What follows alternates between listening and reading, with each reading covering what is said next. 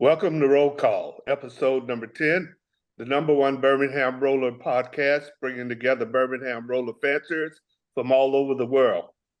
Today, my co-host will be Jerry Chacon, and our subject today is David Moseley. David is from England. It's, I think, 3 o'clock in the evening there, David? 3 o'clock in the afternoon. In the afternoon? Okay. Yeah. Okay. All right. Well, so David, it's nice. I don't think we've met, David. This is the first time I've met you. Yeah. I really appreciate you coming on to the podcast. You're welcome. Yeah, thank you. just real quick, Ray. For the audience that they're watching, just put a thumbs up on the chat. Make sure that your audio and video is good. So just do us that favor so that I could know whether we're okay on that part. All right, go ahead, Ray. So, David, tell us a little bit about yourself. Well, I've been in rollers all my life. I've watched many a pigeon fly. I've never read books as such. I've always gathered information from what I do with them. I look for, when I fly a kit, I never take my eyes off a kit of rollers. I always watch them from the minute they go out until the minute they go in. And when they're flying, I don't allow them. There's only one place to drop, and that's on the shed. If they go anywhere else, that's me finished with them. I have strict rules. If they're out the shed, to go up in the air, and if they're on the shed, to go in it. They're never allowed outside, and I'll never leave them out. I don't keep many birds. Not really because of a reason is, well, if you're honest and genuine, you never have that many birds, you know. Mm-hmm. There's plenty of people out there that say they've got good birds and they've got this, that, and the other. We've all got good birds. It's whether them good birds do what they're supposed to do. That's the difference between having a good bird and an ordinary bird.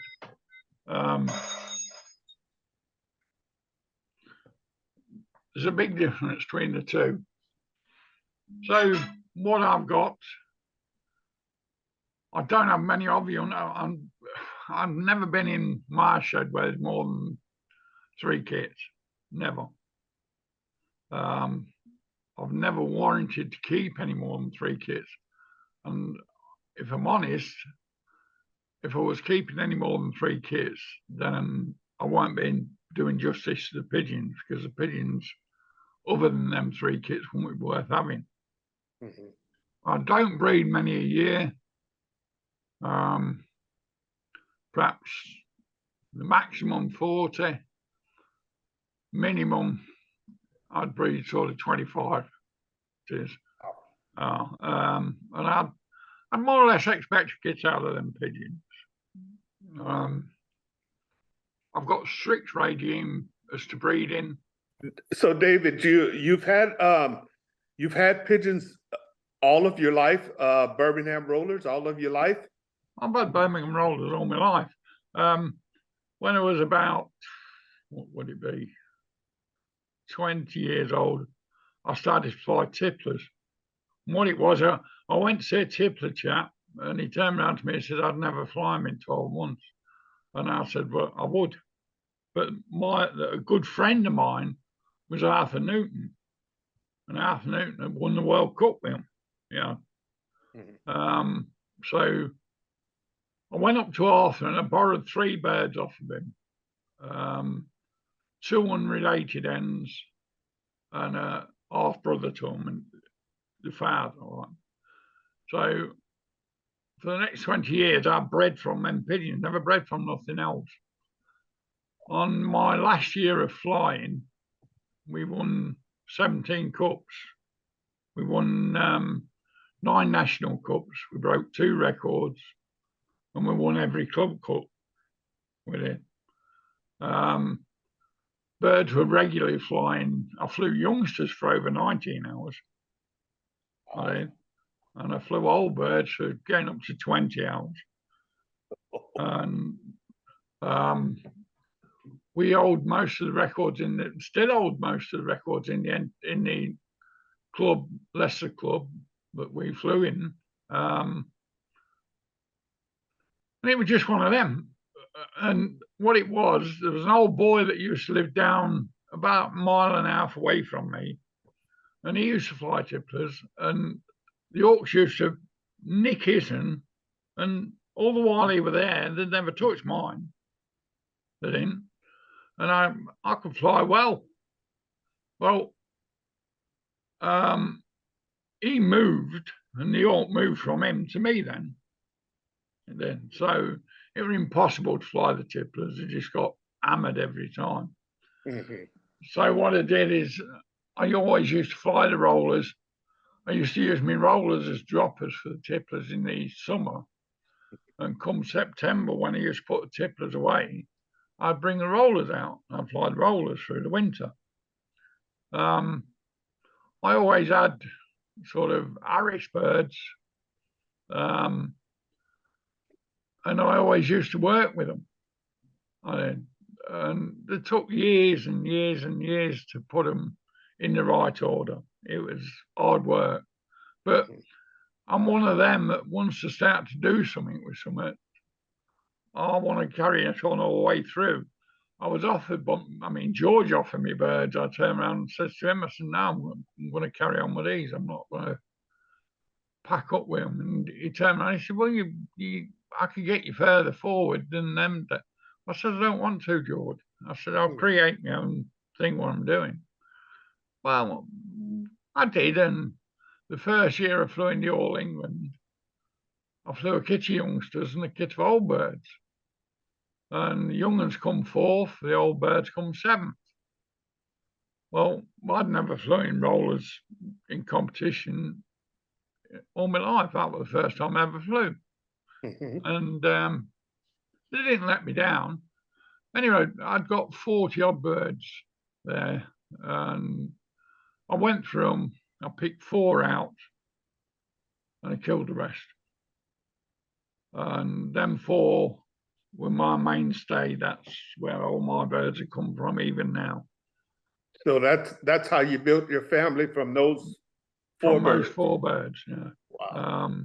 The Royal Ollie Harris bred. I still call my birds Ollie Harris, not because they are Ollie Harris birds. It's just to respect the bloke who started them off.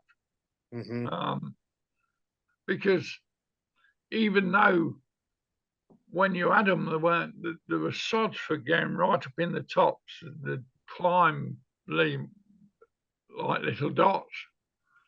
And what it was is you've got to watch the front of the kit, and every time you seen something pulling them up, the only thing you could do it would kill them. And I used to watch for them, and it took me about 10 years to cure it. It really seemed like you'd get quite a good run where they weren't doing it, and then all of a sudden, bang, they're up again. And you get this one pigeon sat in the front of the kit about 2 foot away from them, about 2 foot above them, and you'd see it just keep pulling and pulling and pulling. So in the end, I didn't care how good the bird was. I'd kill it in the end because, I couldn't do it. And eventually, after about 10 years, I started to get the benefit of it.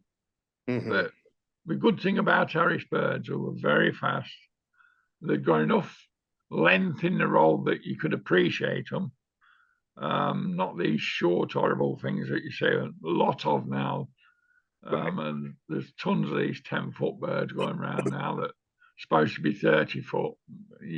By the time the break and the stops, you got no way of judging them properly. I've had to, how can I put it? What's happening with the roller game now is frequency. Everybody's going for frequency. They're not going for style or quality thing. They're going for frequency on work rate. And the problem with that is the rollers are getting shorter. Yeah. and they're getting shorter in the roll. Mhm. And when you see a break, by the time that break's over, you've not seen nothing because you Yeah. can't coincide with all the birds in the kit. Right. So for me to go around judging now, that's to lower my standards, if you like, as to Mhm. what I like to see. To counterbalance for what you are going to see. In England, sort of the 90s, 80s, you go around and you see some cracking kits pigeons, some very nice kits. And they'd all got depth, they'd all got style. All right. Not so much work rate on them, grant you that. But some very, very nice kits. And if you went round the All England, you were guaranteed to see 4 or 5 really good kits and a few mediocre kits. Mhm. Now I think it's got to the stage where you've got all this silly work rate in them. You never see a kit set up. You never see them fly in a right pattern. They're never balanced. I mean, to get a big break out of them, you're pissing in the wind mainly. Whereas you get a break where you see the pigeons slow down, lift, and then break. It's very rare you see that now. It is. I think the standard of pigeons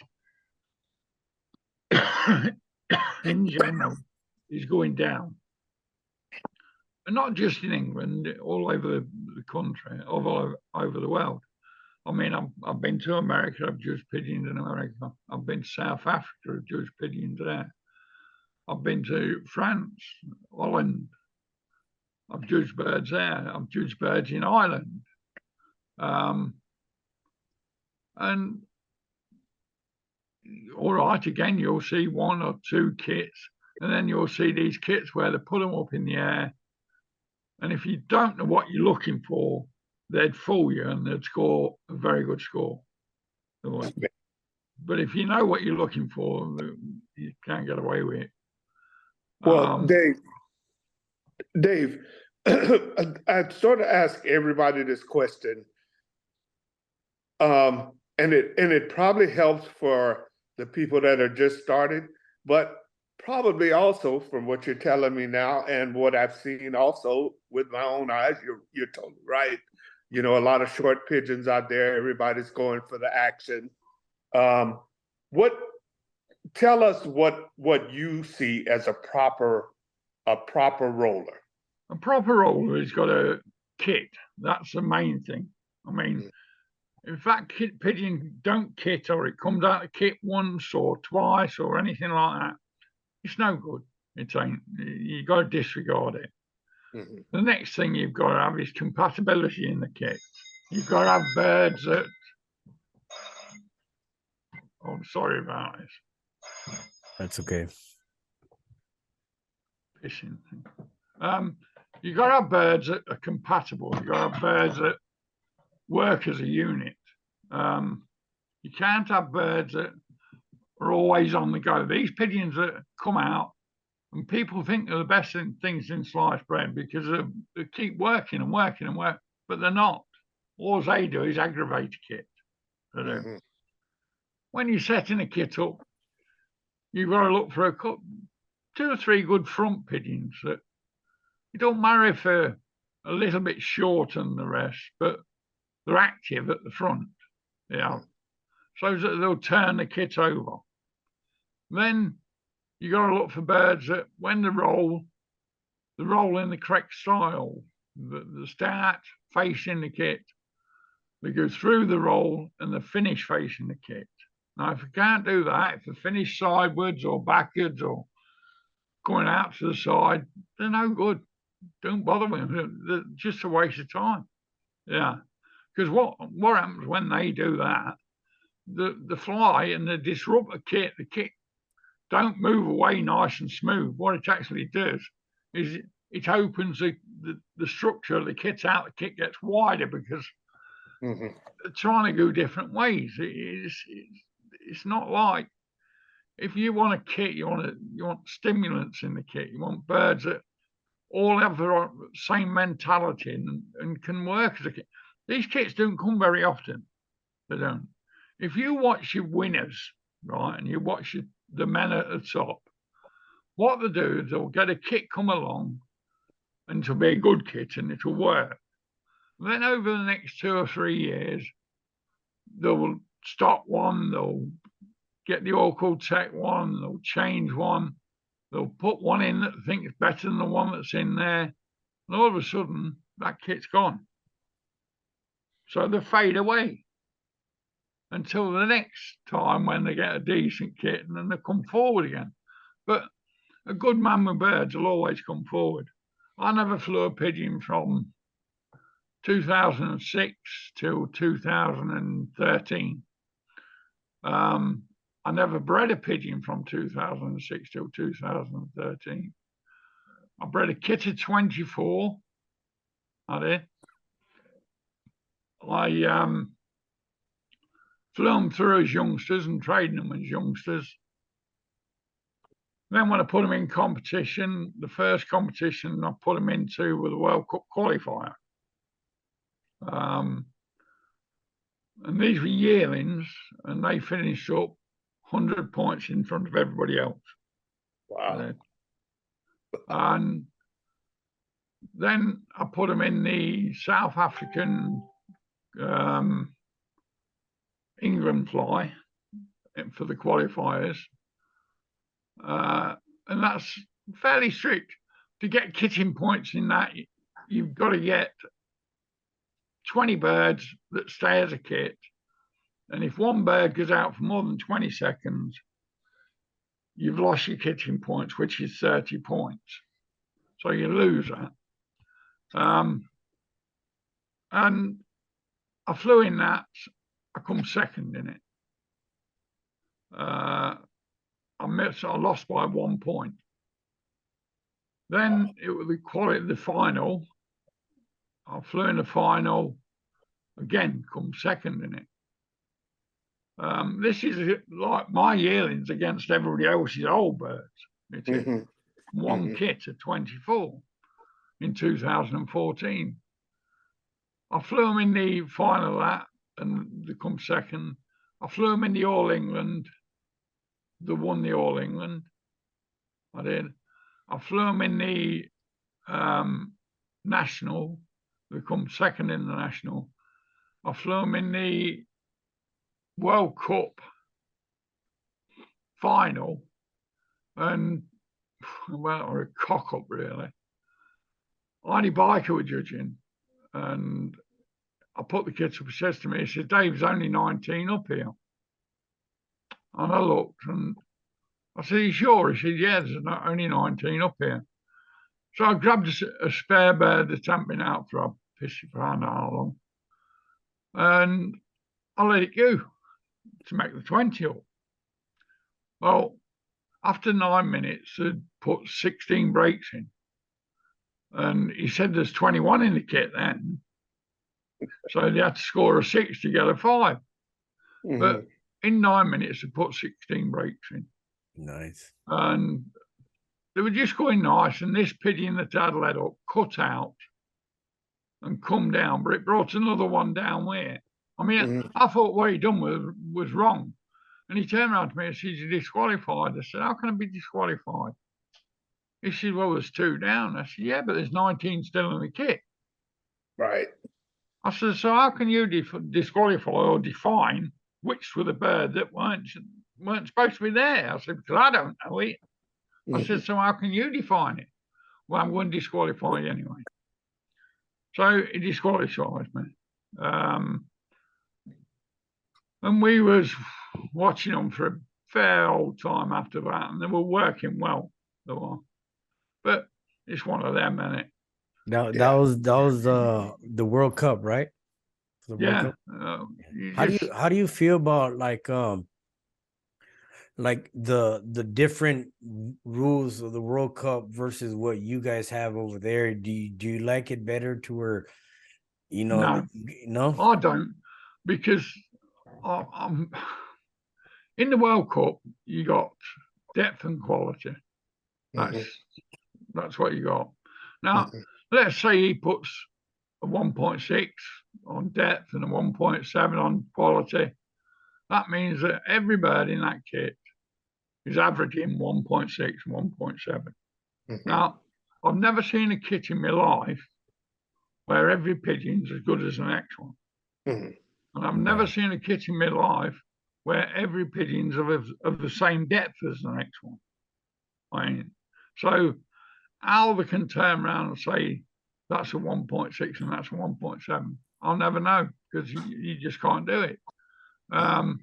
In our terms of quality, you get 200 points. Now, you distribute them 200 points between the 20 birds. Now, if he sees 7 good birds in there, I'm not talking about world class, I'm talking about 7 birds that roll in the right manner, finish in the right manner, and go back to the kit the way they should. Now, I can give them 7 birds 70 points. You can, because that's what they are. And so you get your 70 points, quality points. Then you get your breaks. Now, if you rate 5, you get 5. If you get 10, you get 20 points. If you get 15, you get 30 points. What happens is, if you get 20, you score trebles. It's something that works, because you can see where they're coming from. You can see where you're getting the points from. But in the World Cup, you can't. I mean, I've flew 8 times in the World Cup. I have. I flew 8 times in 7 years. I qualified twice in the same year with 2 kits, 2 separate kits. Okay. So I qualified twice in the same year. Now, I've seen that kit come second. It got beat by 1 point by Pete Andy. And I've seen that kit score 600 odd points. And I'll be honest with you, I don't know where the 600 odd points come from. Because in my eyes, they've got no value of 600 odd points. But it were the accumulators that got them that points. If I want to score, if I want to see a score from my birds, I want to see an honest score. I don't want to see a fabricated one. I don't want to see thousands of points, because I've never seen a kit that can score 1,000 points. I ain't. And I've watched a lot of pigeons in my life. And I think if I'd got a choice between the rules for the World Cup and the rules for the All England, I'd stick to the All England and the National. I would. Yeah, okay. Not because I think that's the way it should be done. I think every bird has its place and every bird's worth its points. Yeah. And the way the World Cup, it just don't happen that way. I mean, I can't fly in the World Cup because, well, nobody will let me in the clubs. They say, you know, some of the reasons that the World Cup rules are so strict to the point where, you know, they don't allow outbirds. They allow 2 outbirds. Yeah. They allow, yeah, correct. But they 2 outbirds. They don't allow outbirds for 15 birds. They want to, and if you got over 15 is 1 bird. But anyhow, what I was trying to get to say was it's put that way for the reason that if they say that if we allow for outbirds and to where we're able to keep on counting the kit that's actually working, that people will get to where they start deteriorating the rollers and going for more birds that could be deep but have, you know, a chance to be outbirds, and people will start breeding more of that to where it will kind of deteriorate the work rate. I agree with you. I agree with every word you're saying. I do. I mean, I've always been a big person for kitting. If I get a pigeon that comes out of kit more than 2 or 3 times or twice, it goes in the dustbin, and that's all there is to it. It's like I don't sell a lot of birds. I've never had that many birds to sell because I've never had that many good birds. And I'm not pulling my birds down. What I'm saying is my standards are must be higher than everybody else's, because when I go in my shed and I look in the shed, there's very few pigeons there. And I look at my stock birds, I'd say at the most I've got 7 pair of stock that you can call genuine stock birds, and there's always 2 pair that you relate to as trial pairs. But if you ask me which were the best pair of birds in my stock loft, there ain't a best pair. Every pair has got its own value. Else it wouldn't be in the stock loft. It wouldn't. And in my eyes, you've got to have a compatible stock loft. You've got to be able to move a cock from a hen onto another hen, and you've got to do the same with the hens as well. I always keep mine separate. They're all in individual boxes. I never breed from an open shed. And when you look at the way I'm breeding now, I've got 9 pair out there, and I look at the first row at the top. There's father, son, grandson. And then I look from the inside, there's mother, daughter, granddaughter. All right. And then on the second row, you got the same thing. And on the third row, again, you got the same thing. You have.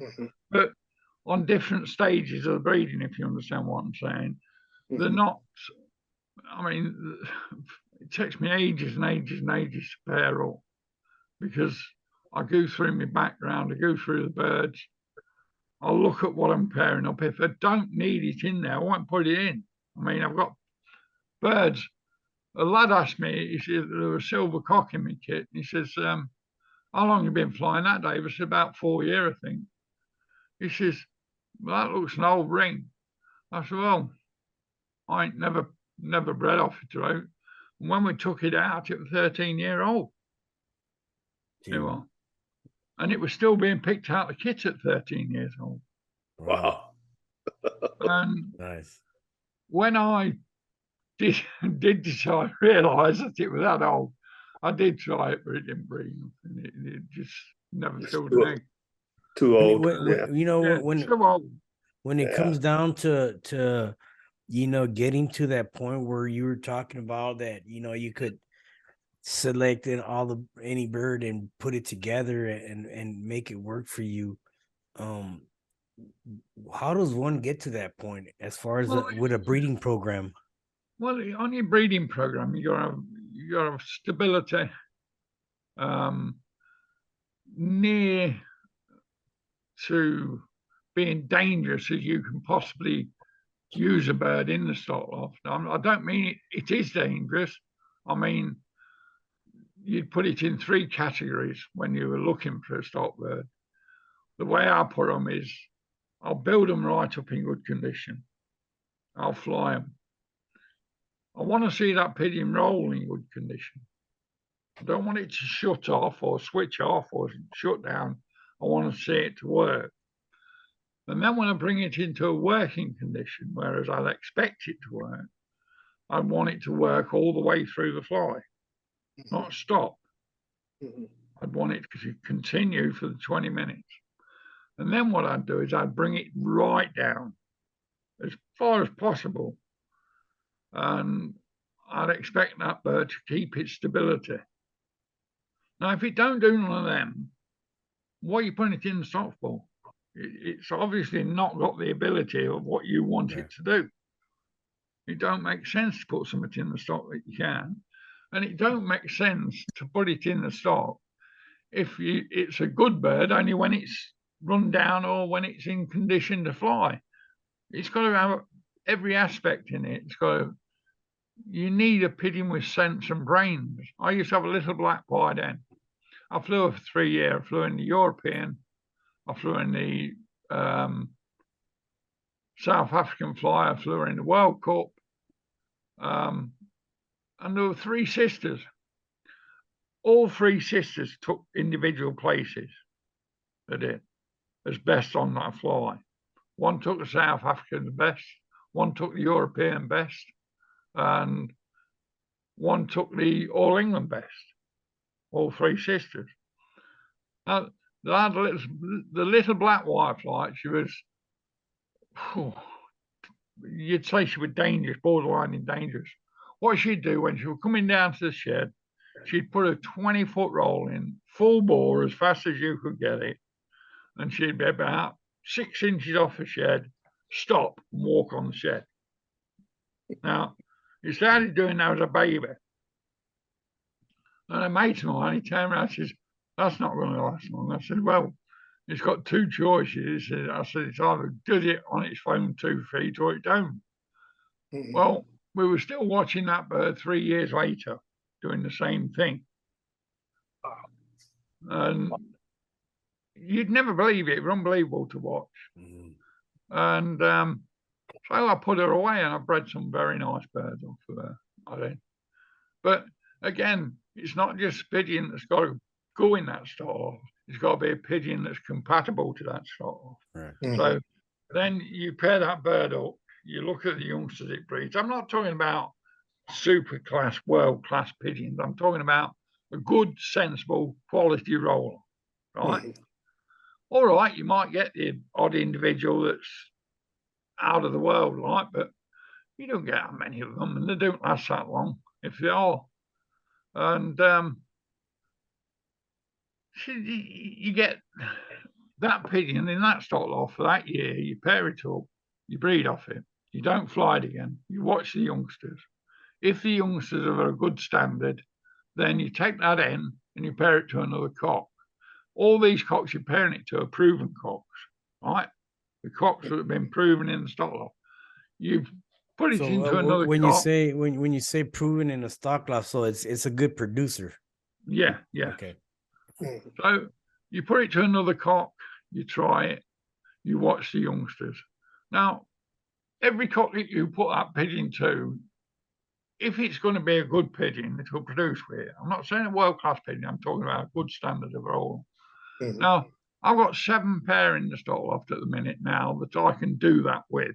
I can alter them 7 pair around to anything that I want them to, and they'll produce youngsters.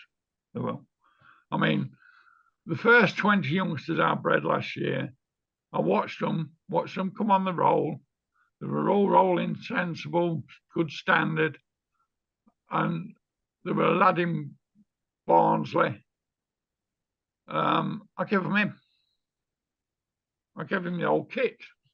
And they were a lovely kit to watch. I flew youngsters 4 years ago in the All England.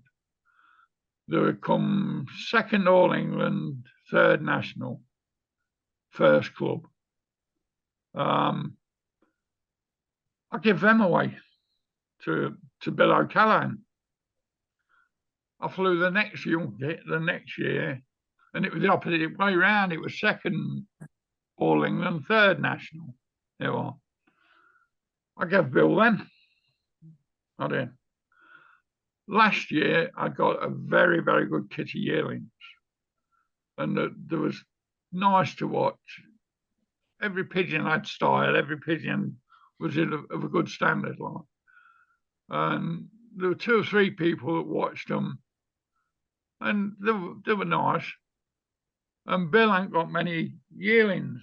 And I turned around to him and said, why don't you take them yearlings of mine? He said, how can I take them? I said, just come and take them. Mm-hmm. He took them, he flew them in the National, and he come 2nd with them. He did. So the standard of birds has got to be about right. The trouble is with my birds now, I've got a bad health. I'm very bad health. I can't stay in the shed for more than 10 minutes. So I have to have lads come down and clean it out for me because I just can't breathe. My lungs collapsed about 3 years ago, and my main artery, that burst. It did to my heart, and that knocked me 6. And I've had some very bad illnesses, and now I can't I can't do it. I'd love to be able to do it. I really feel as if I'm doing the pigeons an injustice, and there's been times when I've thought to myself, I'm going to give up, because if you can't do them pigeons justice, you shouldn't really be keeping them. You shouldn't. Yeah. And there's true saying in that. There is. Well, I've got some lovely birds. it seems like, Dave, your standards are really high. I mean, you don't, from what you've told us so far, you don't breed from a lot of pigeons, and everything that you breed from is very high quality. So I wouldn't say very high quality. What I'd say is of a good standard. I wouldn't expect somebody to come here and turn around to me and say, "Oh, they're high quality." They are good quality. I mean, there was a lad come from Ireland last year, and with the peregrine troubles we're having here, I've got a peregrine nest about a mile away from me. And it knocks the shit out of them. And I didn't get my old birds out until 3 weeks before the All England. They haven't been out since last September, the September before, sort of thing.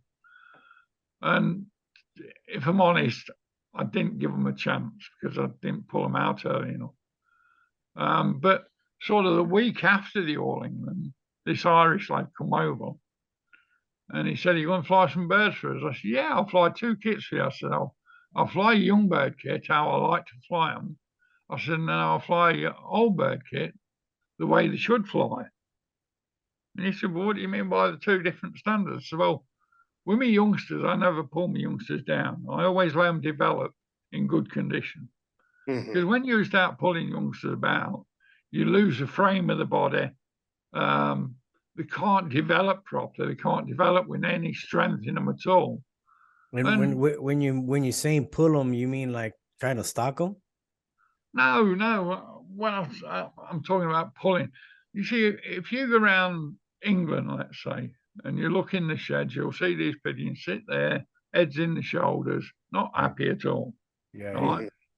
And that's how they're flown. And to do that, they'll fly the birds 2 and 3 times a day just to make them come on the roll. That's okay, but 9 times out of 10, by the time you've done that, they're coming on the roll, granted you that, but the body ain't physically or strong enough to do it. Okay. Can you see what I mean by when I'm saying that? Yeah. So the physical structure of the pigeon is not strong enough to cope with what you're asking it to do. Yeah, it's not roller fit. Yeah, so you need your standards so that you keep your youngers. I put my youngers up, and they flew for about 45 minutes. They would roll in. They weren't doing no special. They weren't, but they were there. They weren't smashing themselves to bits on the floor. They come out. If I'm flying a pigeon from this house, it's got to come out the shed under its own steam, and it's got to go back in the shed on its own. You won't see me come out there with pigeons in my hand throwing them up in the air, because I disagree with that. I think that's shit. You see a lot of it. I mean, I watched one bloke I was judging years ago, and he come out the shed. He got that many pigeons held under his arms and everywhere, throwing them. Yeah. I turned around to him. I said, "What are you doing with him?" He went, "Well, these are very good pigeons." I said, "I'll tell you now. I said, I'm going to watch every single one of them pigeons that you throw up." I said, "And I don't care how good it is. It would never get a rose bowl from me. Because if it can't come out the shed on its own steam, go up in the air on its own steam, it's no fucking good. You want to put it in the bin." Yeah. Yeah. And if you ask a lot of people in England about me, the words you'll find is that I'm not really liked a lot because I tell the truth too much. And that's basically what I'm down to. A lot of people rather want you to lie to them. Well, yeah, but I won't lie. I mean, if a kid's opinion is no good, I'll tell him it's no good. But if they want to stand at the side on me, they can also stand at the side on me. I'll point every fault out to them. Yeah. I've watched pigeons all my life, and I know when they're bad and when they're good. And I've got the best pair of eyes you'll ever see in a pigeon world. I've got kit I'm flying now. I've got 22 cocks in the air, young yearlings, right? And every one's a meteor silver. Every one of them. But I could tell you every single pigeon in that kit what it's doing. Right down to there's one there that's not rolling. I could tell you which one that is as well. I could. But that's through observation, knowing your birds and being able to define the difference between each bird by what you see underneath it and what you see on the top of it. I was up Bill's a few weeks ago and we're watching this kit.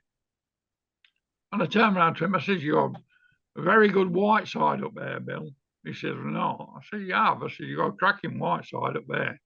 He said, "No." I said, "Why is that?" And he said, "Because there ain't a white side in the kit." I said, "Well, I'm telling you there is." He says, "No, there's not." Anyway, they dropped and we were on the floor. I said, "See that pigeon there, that checker-pied?" He said, "Yeah." I said, "Pick it up." And he picked it up. I said, "Now have a look underneath its wings." He said, "What for?" I said, "Have a look underneath its wings." And he looked underneath its wings. One side you seen the dark flights, the other side was pure white. And that was the difference between seeing your pigeons and knowing your birds. That's what I'm talking about observation. Yeah. Bill was getting distort with his birds. He's a very good flyer, very educated man on pigeons, very clever stockman. Yes. But he lost his way. And we both had the same Harris at the same time. We did. I mean, he got one with number 1 ring on it, a bronze N, and I got a bronze N with number 2 ring on it. Both out the same pot. Well, we both went the same way. He never put anything into his, and Bill looked for quality, very high quality, but he didn't look as to what the kit was doing within that structure line. And he lost his way because he said that the pigeons kept going up, and he always turned around to me and says, "Dave, it's not the pigeons, it's the area living." I said, "Bill, I don't think it is." He said, "What do you mean?" I said, "I'm telling you, I don't think it's the area you live in." Well, when he started flying these birds of mine, I gave him 3 kits. He started flying them of mine, and they didn't lift up in the air. None of them did. They all stayed at a nice height. And I turned around to him and said, "Bill, why ain't they lifting up in the air when yours did?" He went, "I can see your point." He says, "Point taken." I said, "Well, that's what it is." I said, me and you had 2 different structures. I looked for them birds that were going high, and I killed them out. I said, "You look for the quality in the birds." I said, "Your birds might be a tad faster than mine." I said, "But they ain't got the same brains as mine." I said, and that's the difference. Well, like Dave, let me ask you something, because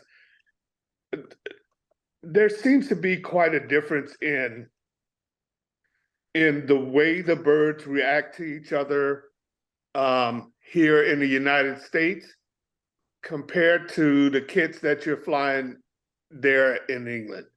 What do you relate that to? I was over in the States and I watched 48 kits. I did in California when it was the hotbed. And I watched these kits, and there was that much. Well, some kits didn't move and some kits had too much movement. And some kits weren't there. The winning score was 48. Second was 12. And the third were minus. And that's what I say, between when I come over to the States to do that, my standards in England were the same. But if I had to judge now in England or in the States, I'd have to drop my standards to score them. And I'm not being disrespectful for that, because every man in his own garden has the best he can can get. It's just that you need to look at the structure of what you're doing and put that structure in the right order before you do it. If you don't put it in the right order, you're never going to win. Yeah. And activity is very nice if you get it within the kit itself. But if you've got active birds in that kit that are just going willy-nilly, the nightmare. They cause so much disruption in that kit. It's unbelievable. It is. Yeah. And you said active birds? Yeah, active birds. I mean, you can get some birds. I've got a black and white hen here. I flew her in competition. I don't know, perhaps 3 years ago. And I flew her for 3 years. And there were a lad here, and he counted the rolls that she put in. And she put 48 rolls in 20 minutes. Jeez. Never left the kit once. Right? And he turned around to me and said she were in every single break that them pigeons done, plus a few on her own. I said, yeah, but that's the problem. He went, what do you mean? I said, there's them few on her own. She shouldn't be doing it. But she was a very good pigeon, don't get me wrong. Right. And I flew in competition in the World Cup. I flew 3 kits in the World Cup qualifier, all back to back, all on the same day. Right? One kit scored 375. This is English rules. One kit scored 450, and the other kit scored 525. All back to back, right? All on the same day. And they took first and second place, and the third kit took 4th place. Yeah. Well, the one kit that scored 375, when it landed, I gave it away. I gave it to a lad that had just been starting up. And like, he'd watched them, and ever so nice lad. And he turned around to me and said, I'd love them. I said, what do you mean you'd love them? He said, I'd love them. I said, well, take them with you. I said, you can have them. And he took them with him. And I had a session with Graham Dexter. I mean, I judge All England, and I won't go into details, but Dexter weren't impressed with Leicester at the time. And he turned around to me and said, nothing good comes out of Leicester. Well, I took offence to that. And then he rang me, he watched me birds about, I don't know, 18 months later. And he sent me an email asking me if I'd breed him a kit.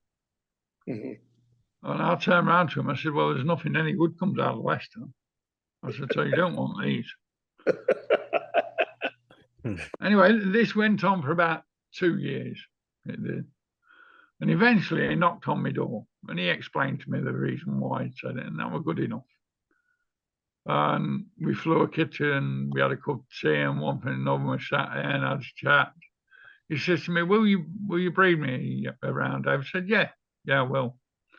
Well, at the AGM, our AGM was in about March for the All England. And I'd got a kit out, and the Orc were just paced them to bits.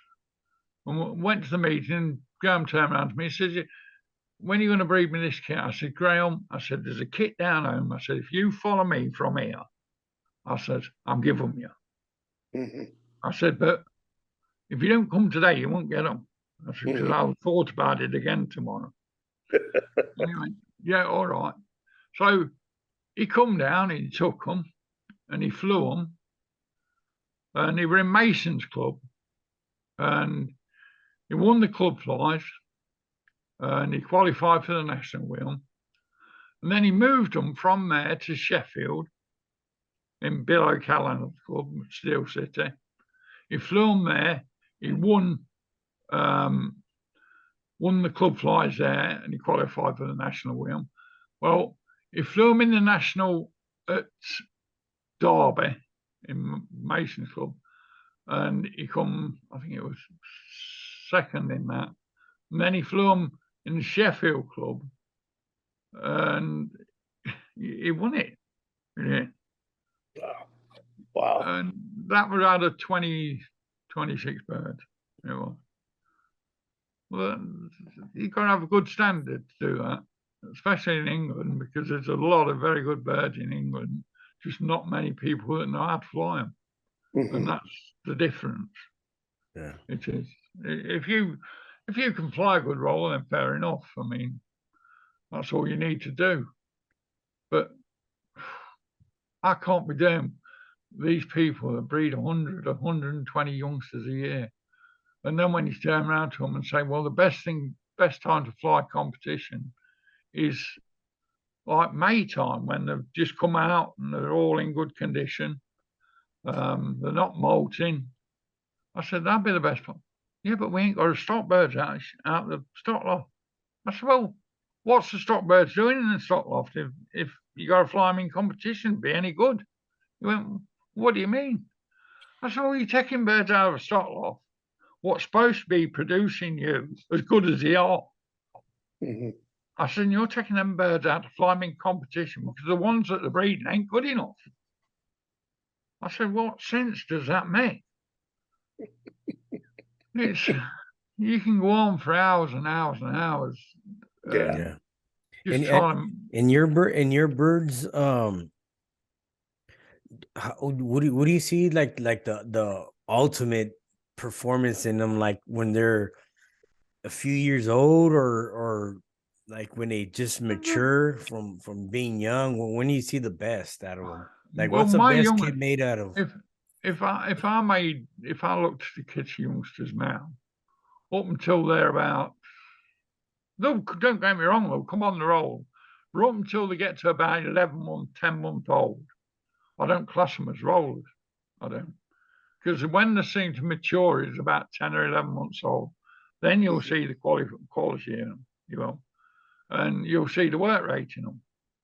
Now, the best kit I've ever flew was in, when would it be? 2006, I think it was. And it was World Cup qualifier. And I flew a kit then, and that kit only scored 475. It did. Now, we come out, it was hammering down the rain. And when I say hammering down, I mean hammering down. The judge turned around to me and says, I can't see the sense in you putting these out, Dave. She said, they're just going to land. I said, no, they won't land. He went, they will. I said, I'm telling you, they won't land. I said, they'll do what they're supposed to do. Well, we come out, they put 38 brakes in. They put 15 brakes in over 10. They put 2 17s in, 1 19, and in the 38 brakes, they only put 4 5s in. And I could always get them bang on for the qualifier of the World Cup. I could never get them bang on for the final. And I've worked it out what it is. I think it's a molt that causes the problem. Because when we have the qualifiers here, we have them in May when the pigeons are in good nick. They are. But when we have the final, it's sort of July time and they're losing flights.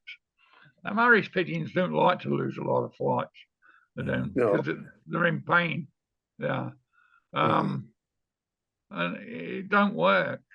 But that's the difference between, it's like knowing your pigeons. Yeah. You know your pigeons. You know when they're going to be the best. I mean, I can go in the shed.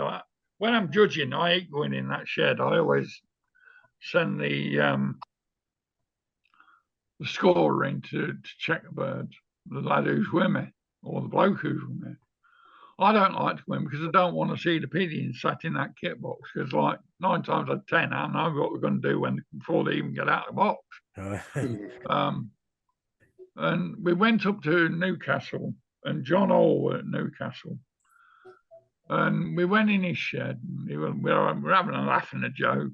And he turned around to me and said, what do you think, Tom? I said, you want me to tell the truth? He said, yeah.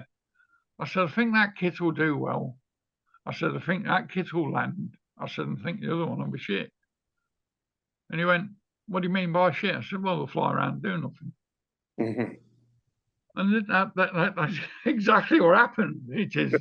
What are reading what are some of the things that you see that they will tell you that? Well, you look at a kit when it's you got to go into the conditioning of a bird. There's a big difference between conditioning a bird and flying a bird. There's a massive difference there is. Now, I can hold a kit for about possibly for 15 weeks. That's the most I've ever held a kit for. But to hold them, what people don't seem to realise is that feeding a kit is a good thing, not a bad thing. Mhm. And what they don't understand is that it's like you, right? If I fed you on bread and water for a month, right, and then gave you steak, you'd want to eat all the steak and you'd eat every bit of it. Whether it's doing you any good or not, you'd eat it. You would. Now, if I took you then from the next instance and gave you good food every day, 3-course meals every day, the lot, you get to the stage where you don't want to eat it. You can't be asked because you don't need it. Your body don't need it, don't need the nourishment. Well, if you take a kit of rollers, right, and you look at that kit of rollers and you start to build them up, you start to increase the food ratio, and you increase that food ratio and keep going until they start to leave food, right? Now, when they start to leave food, you think to yourself, well, they're going to be big and fat and horrible, but they're not. What happens is when they start to leave that food, then they don't put the body weight on. And what you'll find is that body will sit in your hand like a glove. It will, but there'll be no weight to it. Mhm. Right? And when you open the breast feathers and you blow the breast feathers, you'll see nice blue skin with no scales on it. That's when your pigeons are in good nick, it is. Now, as you look at them pigeons and you start to like you said, like on the breast, if you split up the yeah, if you blow the feathers from the breast, from the breastbone, right, Yeah, just yeah. move them across, what you'll see on that breastbone, right, is a blue, Okay. like blue skin. Hmm. Now, if that pigeon's not quite there, it'll have blue skin with shells over the top of it, Okay. right, with skin, like skin flakes over the top of Yeah, it. yeah. Okay. Now, if it's in bad condition, where your pigeon comes round like that, right, in bad condition, it'll come in and you'll feel the keel bone sharp. Mhm. Right. Now, once you start feeling that keel bone, you're knackered. You might as well put them in the bin because like they're never gonna do you any good. So what you do is you build the body up till the body is nice, right? You keep feeding them and feed them and feed them. Try it yourself. It don't cost nothing to try it. And keep flying them. I only fly mine perhaps once or twice a week at the most, and then it only if it's necessary. And you keep flying them, right? Now, eventually, what will happen is they'll come down, they'll eat, and they'll leave it. They'll go back in the box. They don't want it, Mhm. Mhm. right? What you'll find then is when you start to fly them, the tails will start to come open, right? The tails will open up, and they'll start flying slow. But they'll fly on one wing. They'll just go around in circles on one wing. They will. Mhm. Now, that's when they're in perhaps very good condition. And if you fly them once or twice a week, but the other thing is they've got to be very good kit birds. This is where the kitting comes into force. If they ain't very good kit birds, they'll be all over the sky Mhm. within a month. Whereas if you've got very good kit birds, when they first come out, right, they'll mess about a bit. They'll still kit, but they'll be a bit too active, if you like. And then what they'll do is they'll slow down, they'll settle down, they'll tighten up in the kit, and they'll start to work. And they'll work very nice. They will. They won't be ready for a fly, but they'll work very nice. You won't be sick of watching them, let's put it that way. Hmm. And then when you come to get them ready, right, you start to cut the food back, not by a lot, just slowly cut the food back over about 12 days, right? Now, what you'll do, you'll put them out on your first day, you'll watch them. You're losing perhaps a quarter of a tin of food off each tin for 20 birds. You'll keep them in for 2 days, you'll put them out again, you'll watch them again. All the time you're flying them like this, they'll start to increase in time. Right, you think we're taking the food off them, they're not going to ring to the will. Right, you keep them in for another 2 days, you fly them again, and they'll increase in time again. Then you'll keep them in 1 day and you'll fly them again, and they'll increase. They'll go up to about 2.5 hours, and then they'll hit the wall. What happens then is you flew the, let's say, fatty tissue off of them, and you've put muscle onto the bird, right? And that's when they start to fly long times, like up to 2.5 hours. But as soon as they hit that wall, what they'll do is they'll go from 2.5 hours down to 20 minutes. That's when you got to stop flying them, because once you get them pigeons and they hit that wall at 20 minutes and they stop, right?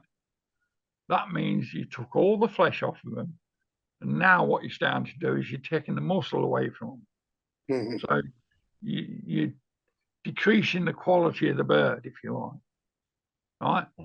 So then what you do is you'd hold them up for 4 days, and you feed them. You would back on the normal ration, perhaps with a little bit of conditioner in there. Day before you fly them, you'd give them a teaspoonful of millet before you fed them, right?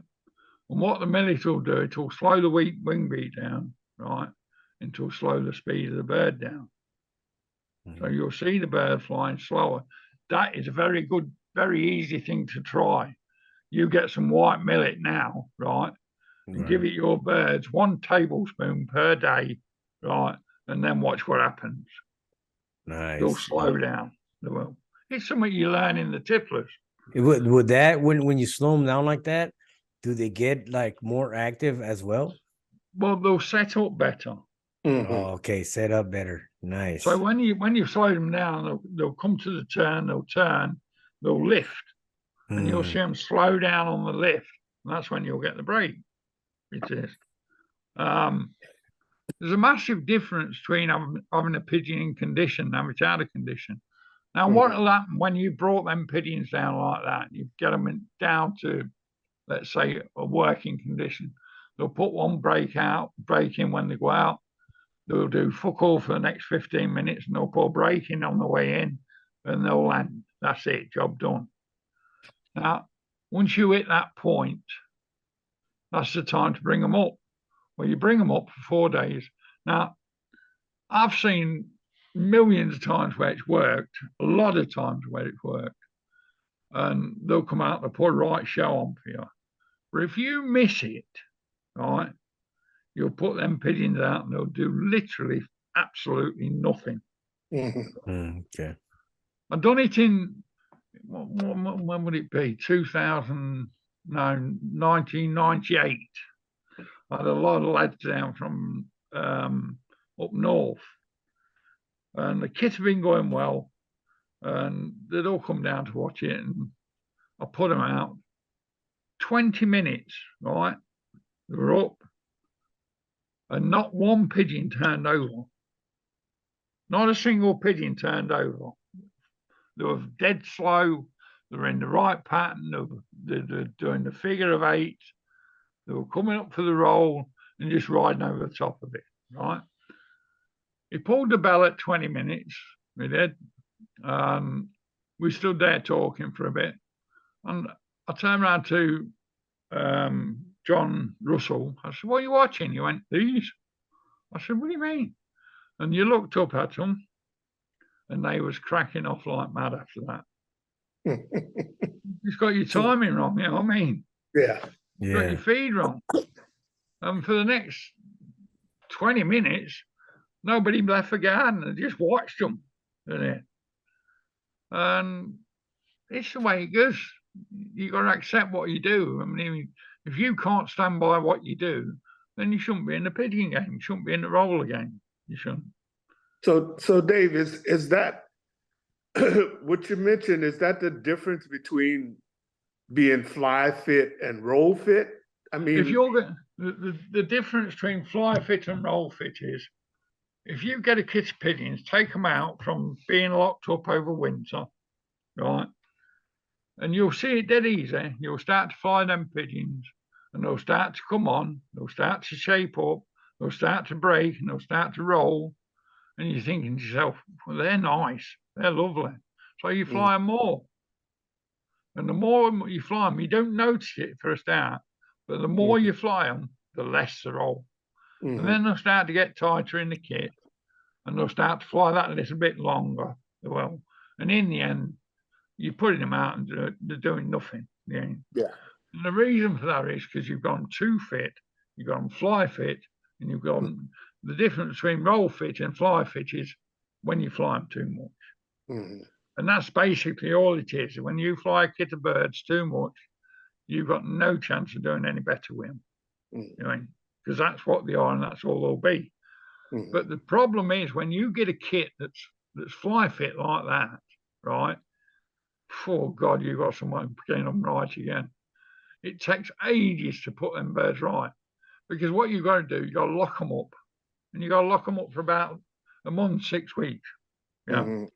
It's no good trying to fly them, because all they'll do, within a couple of times of flying them, they'll get that muscle back in them and you'll be at it. Right. You got to lock them up for about 6 to 8 weeks, I would. And they're horrible to get out of it. That horrible pattern when they're doing that is, it's horrible to watch. So you lock them up, try to get them a little fatter, out of condition a little? Is that what you're doing? They're not fatter. What it is, they've got consistency of body on them, but the body's light, right? And when they're sitting in your hand, they feel like silk, right? They've got no coarse feathers on them. They've got no horrible fucking broken feathers. You go in some sheds and you look at the pigeons and all the tails are broken. You see flights missing off the end of the flights. And there's only 2 reasons why a pigeon's like that is when it's being fed under its ration, let's put it that way. And when you go in the shed, it's up at the wire and it's pushing its tail against the wire. Right. So it's breaking the end of its tail. Or if you've got wire floors on them, right, it's trying to get through the wire floors to get a bit of corn that's underneath it. That's the only reason for that. Now, I've always been a big believer that if you feed pigeons on a tray, you're never going to get a balanced kit. Now, I always feed mine on the floor because I like to see what every pigeon's doing. When you feed them on the floor, if you've got pigeons there that are not going as much as they should be going, you'll see them dancing around the top of the birds and they'll be jumping over everything. I was up a lad's in Liverpool the other week, and he fed his birds while I was there, and he put a tray into a kit box, and he fed them, and he went to take the tray out. I said, "What are you doing?" He went, "I'm taking this tray out." I said, "Half of them pigeons ain't been fed." He went, "What do you mean?" I said, "Because they were jumping all over the top of the others, and the strong birds were in there eating all the grub." He went, "Well, I've never noticed that before." I said, "Tell me what, give them 5 minutes." I said, "Then put that tray back in that kit box and see what happens." So we give them 5 minutes. We put this tray back in the kit box. All the other pigeons come to the tray. The ones that were big and fat and full up all sat on the perches. I said, "There's your proof." Right. I said, "Ain't hard to see that, ain't, is it?" No. So speaking of feed, what do you feed? Let's say young birds versus old birds. Do you feed the same, the same? No, I don't. food? No. No? With me old birds, I feed wheat, and I Mhm. always put some ormiform in with it, right? And what Mhm. you find, the ormiform will keep the shit dry. It will keep them nice and solid. It will. What is that? And ormiform, it's something that we use over here as a conditioner. It is, but it's a very mild conditioner. You use it in the breeding loft more than anything else. And it's like it stinks.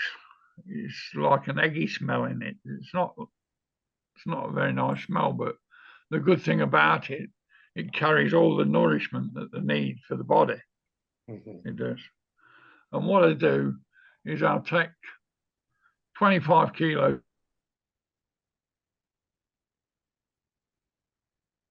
of wheat and I'll put 2 kilos, mix it up in it. And we ormiform, what it does, it clings to the wheat.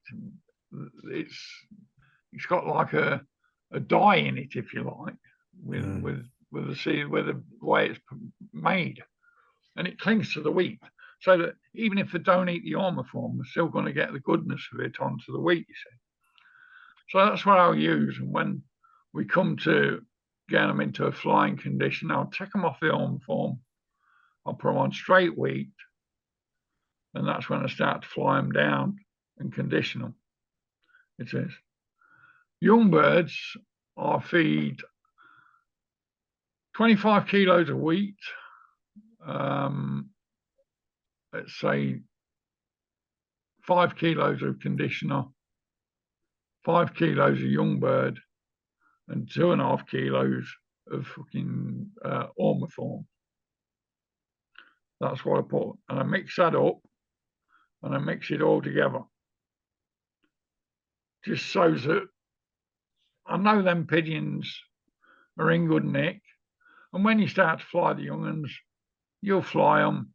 And if they start to twat you about, then you know there's only one way you can go with them. You got to pull them down. It's when you're conditioning a kit of pigeons, right? If you don't feed them until they're all feeding the same, all the pigeons ain't going to be in the same condition. Mhm. If you're bringing them down, you've got to bring them down from the same starting point as every other one. So, like, when you're feeding them up and you know that every one of them pigeons has had its full of food, right? And there's food left on the floor, you know they're in good condition. You know that every bird in that kit box is exactly the same, right? Now, let's say that kit box starts then to mess you about. When you fly them, they come down and they're chasing the ends about, you can't get them in, right? So that day, you cut them back.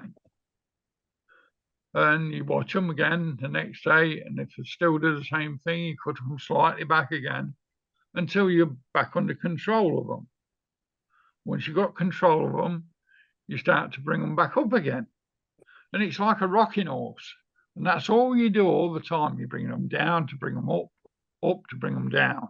And that's all you do. Now, as you do that through youngsters, right, it's getting them in the same trait of mind as old birds. Because that's what you're going to do as old birds. You're going to bring them up and you're going to bring them down. Yeah. Mm-hmm. So from the word day one, they'll do as they're told. Now, if I'm training a kit of youngsters, I'll put some fantails in.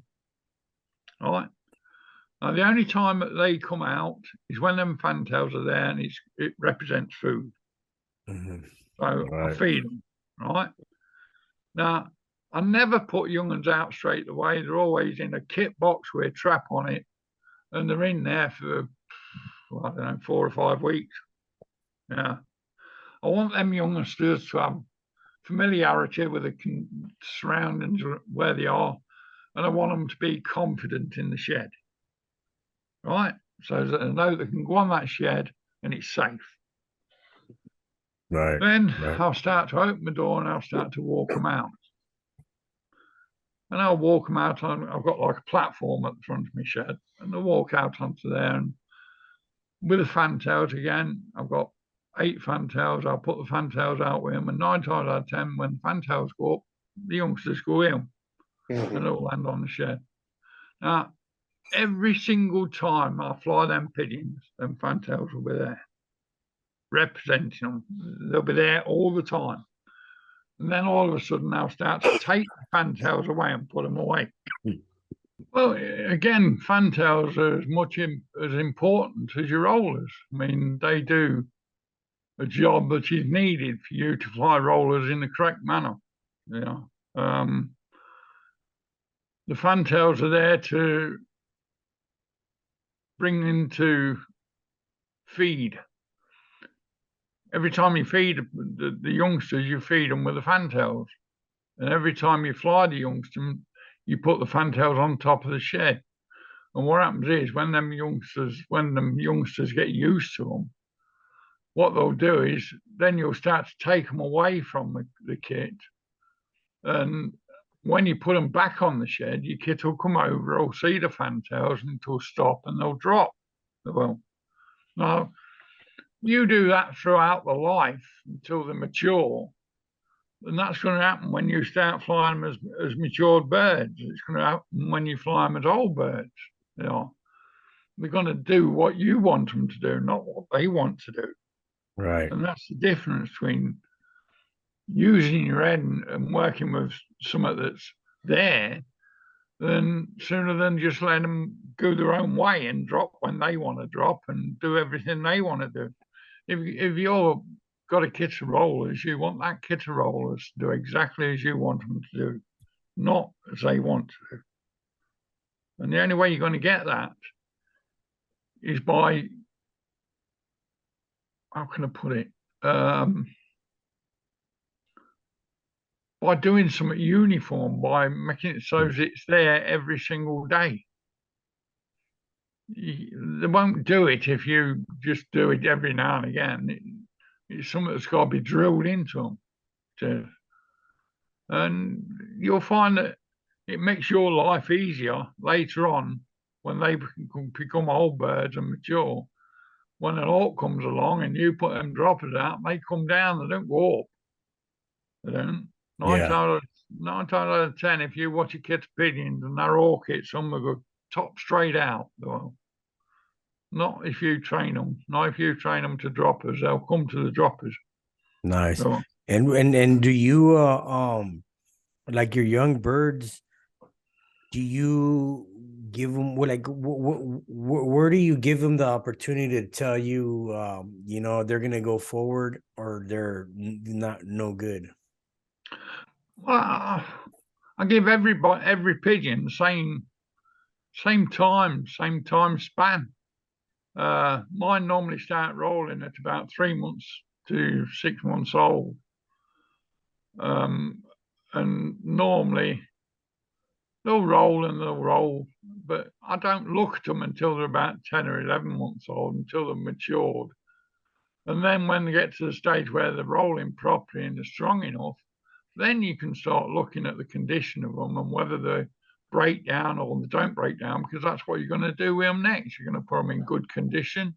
You're going to see how they roll and see the reaction to the condition, whether they lose the vigor or whether they lose the quality or standards, or whether they come away from the kit and things like that.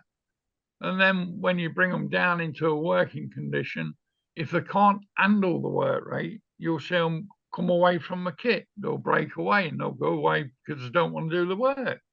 Yeah. So that again, that's another point that you don't want. And then you'll bring them into a low condition where they've still got to do the job. They've still got a kit. They've got to stay up in the air. All right, you might lose a bit of quality in the roll at this point, but they've got to be safe and they've got to do what you want them to do. Now, if they ain't going to do that, you might as well not have them. So anything that can't carry through what I'm asking it to do, you dispose of them. But you don't go and give them somebody else. Yeah. You dispose of them. That's the difference. That's why I'll never have a lot of birds. I'll never have a lot of birds because I've never got that many that have turned out that good. I mean, don't get me wrong. I've got 36 yearlings in there, and I've got no reason to bring my old birds out because they're on par with my old birds now.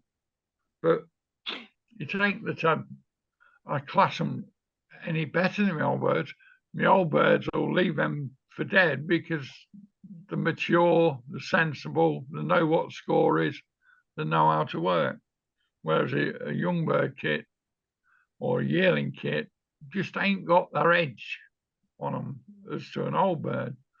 But they're going to make your future. You got to look at them as that's what you're going to be using as your future in future years to come. So you've got to be strict and stringent with them. You've got to make them into what you want them, not to what they want to be. Yeah. And by doing that, you're making your future and what you're going to breed off. You know, because I mean, if somebody come in my shed and picked a pigeon that's 10 years old or 8 years old, or something like that, I'll have that one because that's the oldest in the shed. It is the oldest in the shed. And that's what's developed into the better pigeon in the shed. That's why your development's gone forward, because you've been selecting better pigeons than what's in there in the first place. What people don't understand, them old birds are your footing. That's where you start from. And if you progress, obviously the later birds that you got, if you put them in the same condition as the ones that are 10-year-old, the ones that's 10-year-old are not going to be as good as them because you progress from 10 years ago to now. Yeah. And now, if you've got to get them pigeons out to fly them in competition because the birds that you're flying won't be as good, then they shouldn't be in the stock loft. They shouldn't be nowhere near loft. They shouldn't. Because they ain't as good. Well, what's the point? No point in having them. Yeah. George Mason was mentioning, or he mentioned that that there's certain birds that he sees and that he knows that those are outstanding birds. You know, is there any characteristics of certain birds that you could see and be like, man, you know what, that one's a good bird? Well, I like calmness in a bird. It's got to have calm. If it's one of these pigeons that's a scatty, it won't last in my shed for 5 minutes. It won't. I mean, if they, when you open that kit box, they come banging out at you and batting all around the shed, they're no good because they've got a nervous disposition in them. They've got a nervous disposition in them because, like, they ain't got the brains to do what you want them to do. Yeah. So they'd be gone in the first instance. Any pigeons that piss about when they drop or sit on top of that shed looking at you stupid, they won't last 5 minutes either.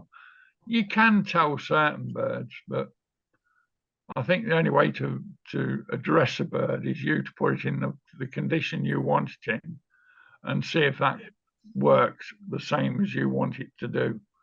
And if it don't come up to that standard, then it don't work, does it? It don't. Yeah, because you know, you're at times you see you know, just weak pigeons. Like you could handle a nice, good, strong, you know, athletic bird, and you know, versus you know, a weak pigeon that you grab, and it might be the same age as that other youngster, but you could feel the kill more, and you know, you could that's not fault of the pigeon. That's fault of the management. It is of that bird, because like if that bird's in that condition, there's got to be something wrong with it. It's got to have coxy, or it's got to have worms, or it's got to have something like that. It's got to be some reason why its body is in that condition. There is.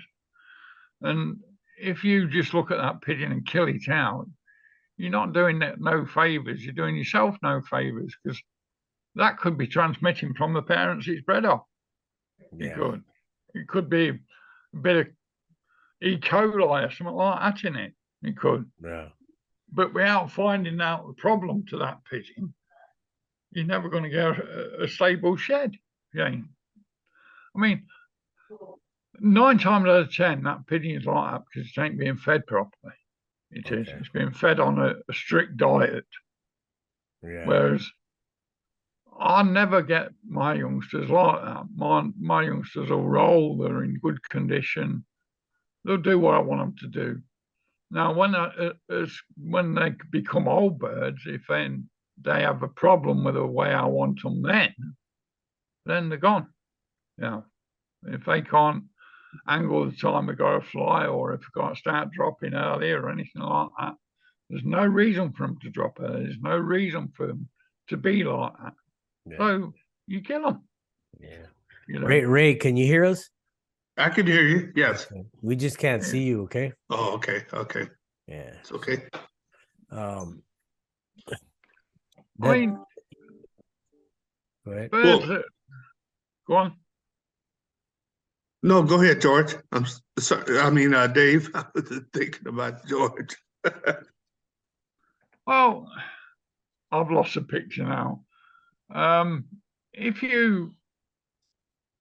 you've got condition, a young bird that's not in very good condition, that's all the while jumping around trying to get food. I mean, it's no fault of the bird. It's got to be the fault of the management, because that bird won't be in that condition if the management were looking at what it was doing in the first place. Mm-hmm. But for that bird to get that low that it's got to dance and scream and jump all over everything else, it's got to have something wrong with it. It's got to have coxy, worms, could have an E. coli, it could have anything like that. And the more that pigeon's there, the more, without you putting right what's wrong with it, it could be that the parents have put that into that pigeon, and it's just coming out in it as it grows. Mm-hmm. I've seen that numerous amounts of times. Whereas you've checked a young one, the young comes out and it's got an E. coli, and you think, well, where's it coming from? Then you have the droppings of the parents checked, and they're the ones that's causing the E. coli in the young bird, because they've got it. Only a slight, very slight. Every pigeon's got E. coli. Every pigeon suffers with it, but the problem is, you don't want a carrier there. You don't want that pigeon to be passing it on to the youngsters. So in true form, if you were doing it right, and the parents had got E. coli and they were transporting it into the young birds, you get rid of the parents. All right. Yeah. Okay. You don't get you're not a big fan of medication? I'm a fan of pigeons developing their own immune system. Nice. Mm-hmm. I think what happens nowadays is they're treated with that much different stuff. It breaks the immune system down. So when it comes to that bird having to fight against something, it's not got the strength to do it, and that's why it goes bad. It did. Years ago in 2004, I bred some birds.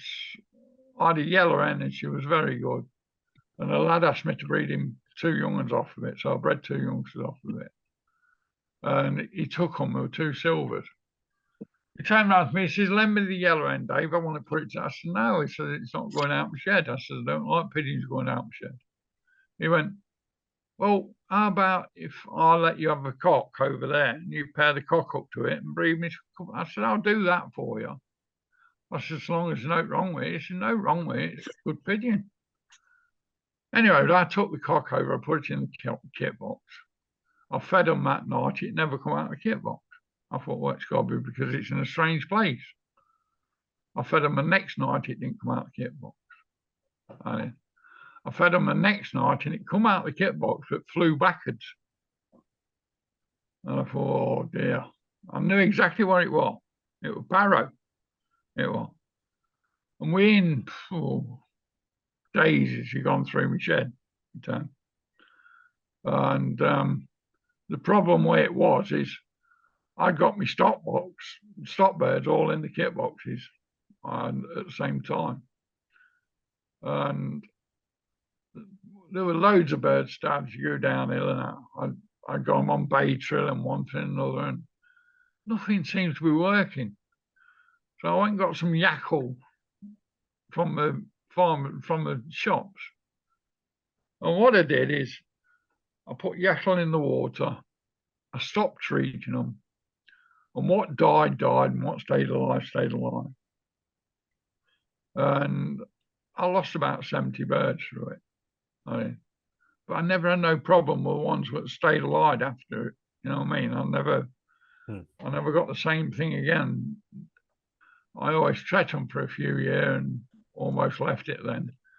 Now, I try and build an immune system up that works.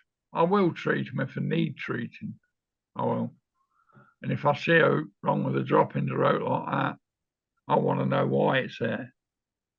But 9 times out of 10, if you've got a bad pigeon in shed, it'll tell you it's bad. All you've got to do is put a bath in.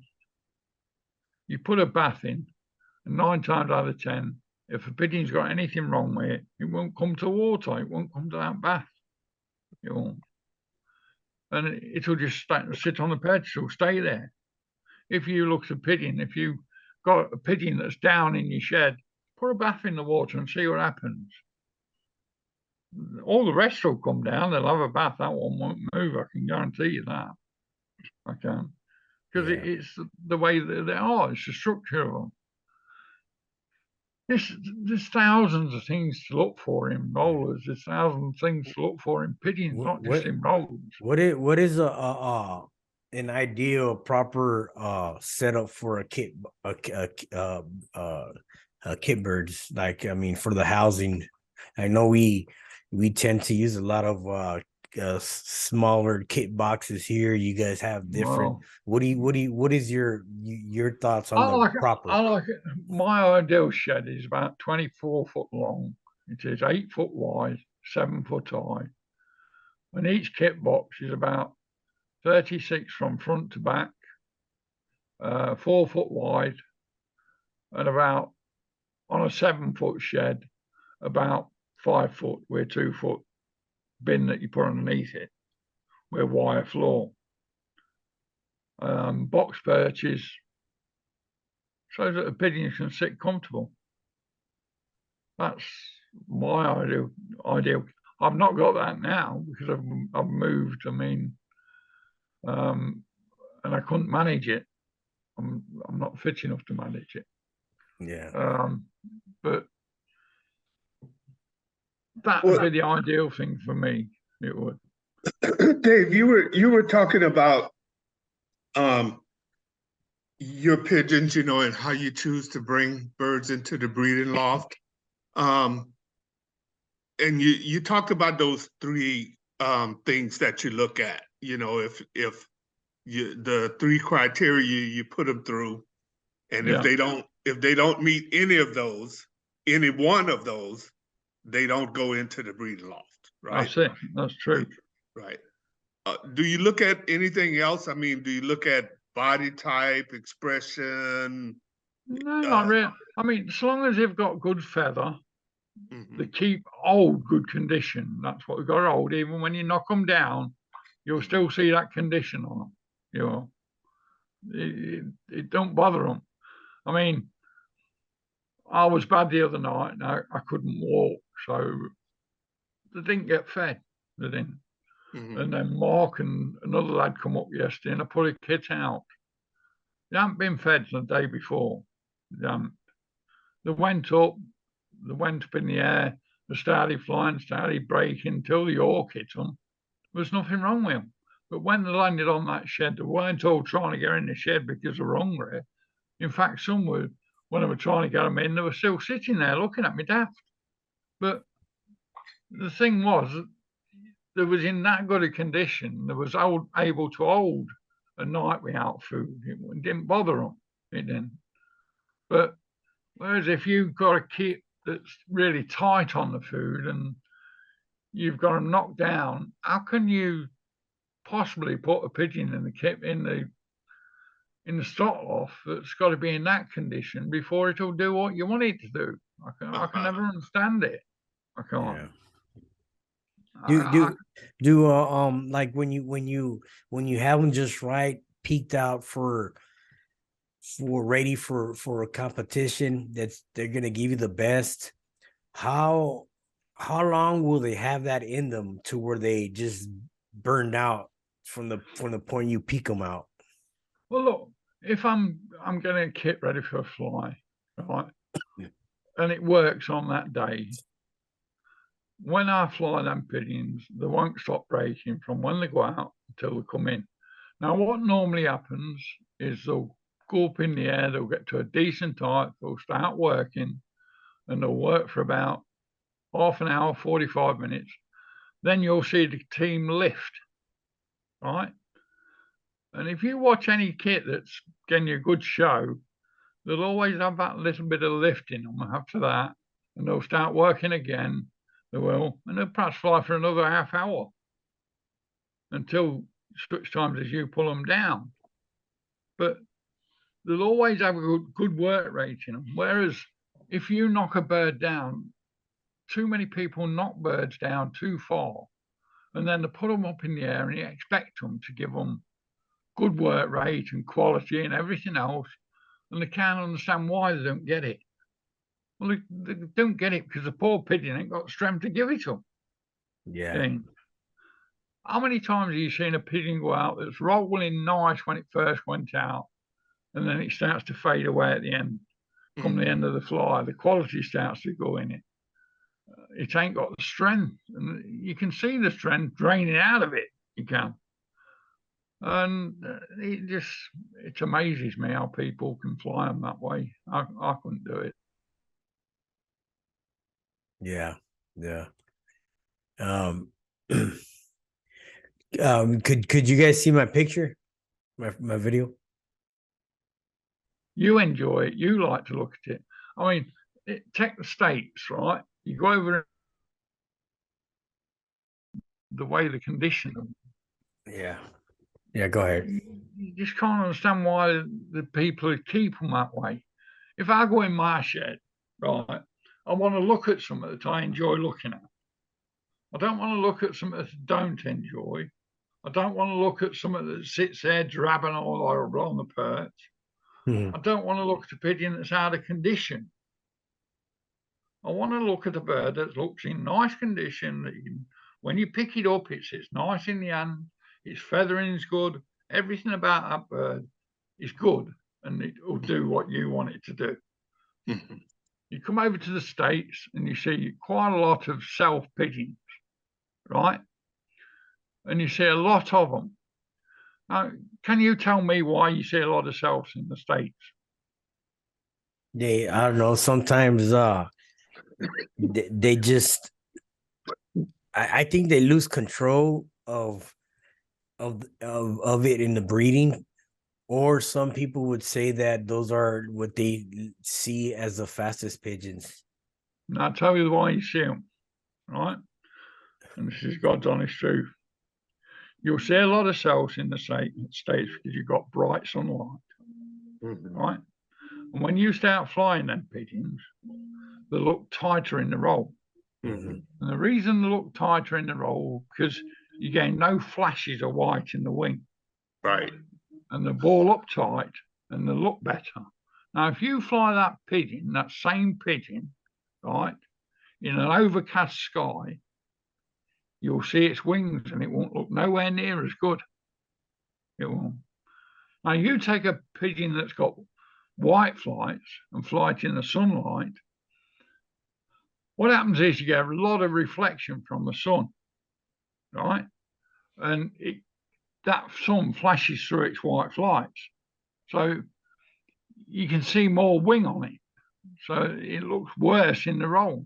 If you've got a good roll in sunlight, in bright sunlight, and it's still tight, it's a very good roll, I'll tell you. Nice. It is. But you'll see flashes of white on it, and you'll see it's awkward to get a baseline on it because it's not rolling in the manner that you want it to roll in. Yeah. Now, you put that pigeon back in an overcast sky, right? And that pigeon will look brilliant. It'll look tight. It'll look fast. And it's a myth. It is. It's only the way, the conditions that you're watching that pigeon in. It's nothing to do with the pigeon any faster. It's just the background of the bird when you're watching it. Yeah. Yeah. No, it's easy to do. It's easy to watch. Do you see the fastest pigeons, what you've seen and witnessed, are the fastest pigeons a certain size, like a smaller size, medium size versus like a longer cast pigeon? I've seen them all. I've seen big pigeons. I've owned them all. Wow. The best pigeon that I've ever owned was a little red bold cock. He weren't small, but he weren't big, right? And what happened with that pigeon, it perhaps only rolled 4 foot. But what happened is when the broke, he'd be rolling, but he'd be in a ball and he'd be staying still. He wouldn't drop until the roll, the break was finishing. Then you'd see him drop about 3 foot.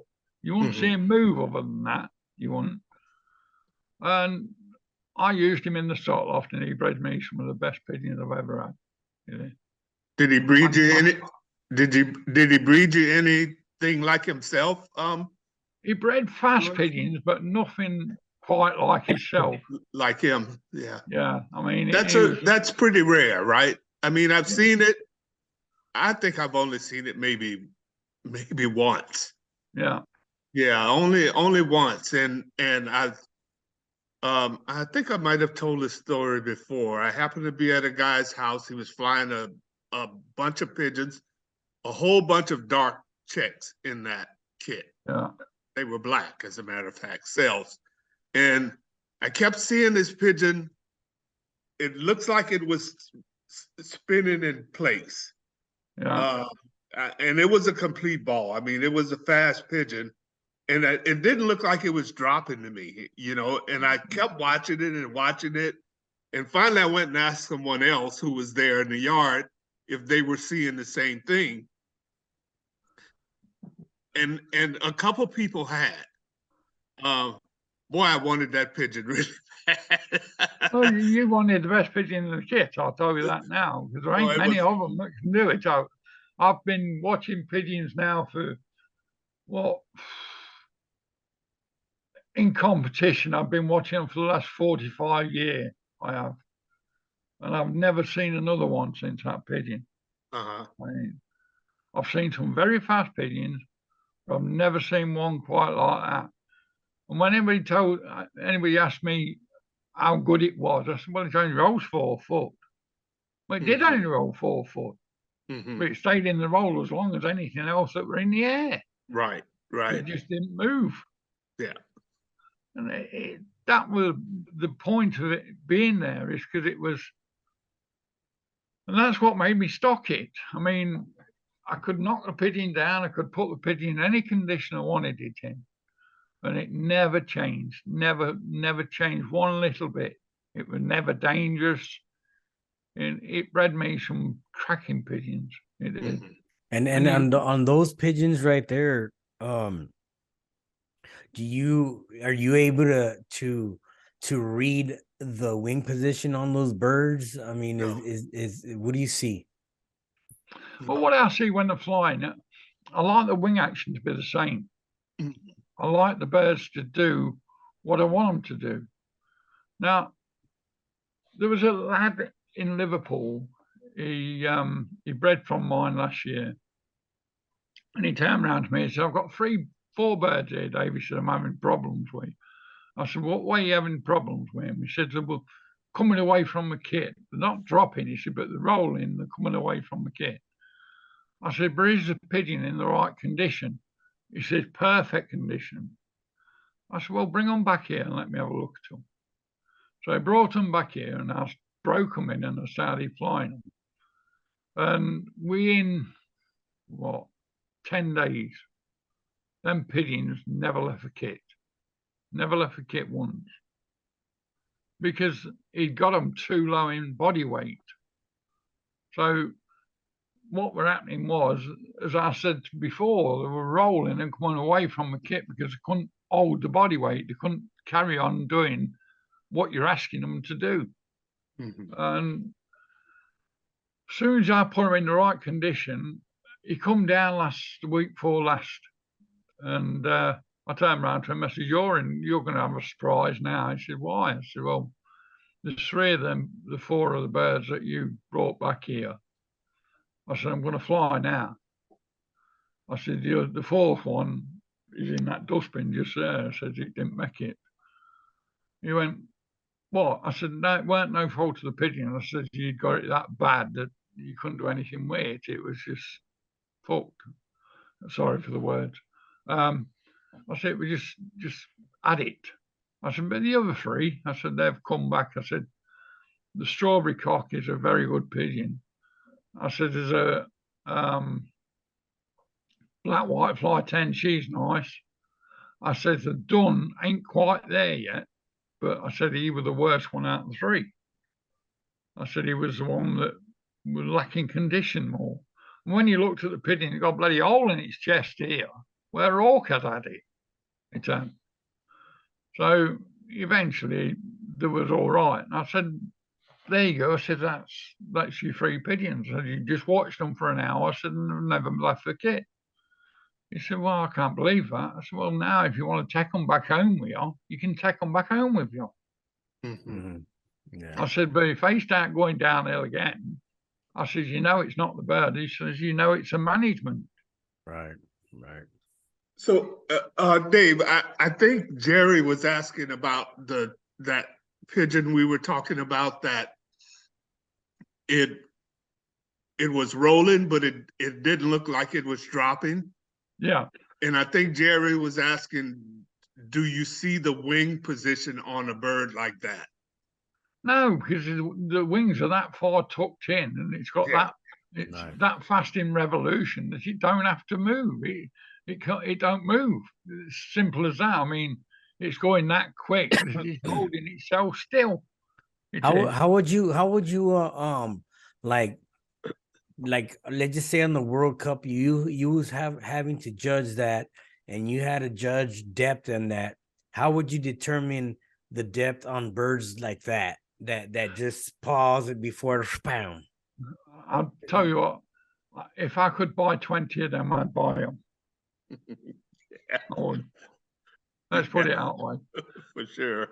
And you'd never give them anything for depth or speed because you'd never see it. But I'll tell you what, you'd have 20 of the best pigeons in the world. Yeah. It's as simple as that. I mean, on those pigeons, on the fast ones, okay, and you see it online. I've seen it in my birds tour. You have some fast pigeons. I'm not saying the ones that we're just talking about right now, but you have when you have those birds landing, they're fast, and you have them come down split chest, devil ears. Do you believe that that's caused by the speed of the bird, or is it a feather condition? And I think one is weak feathers and the other one is frequency.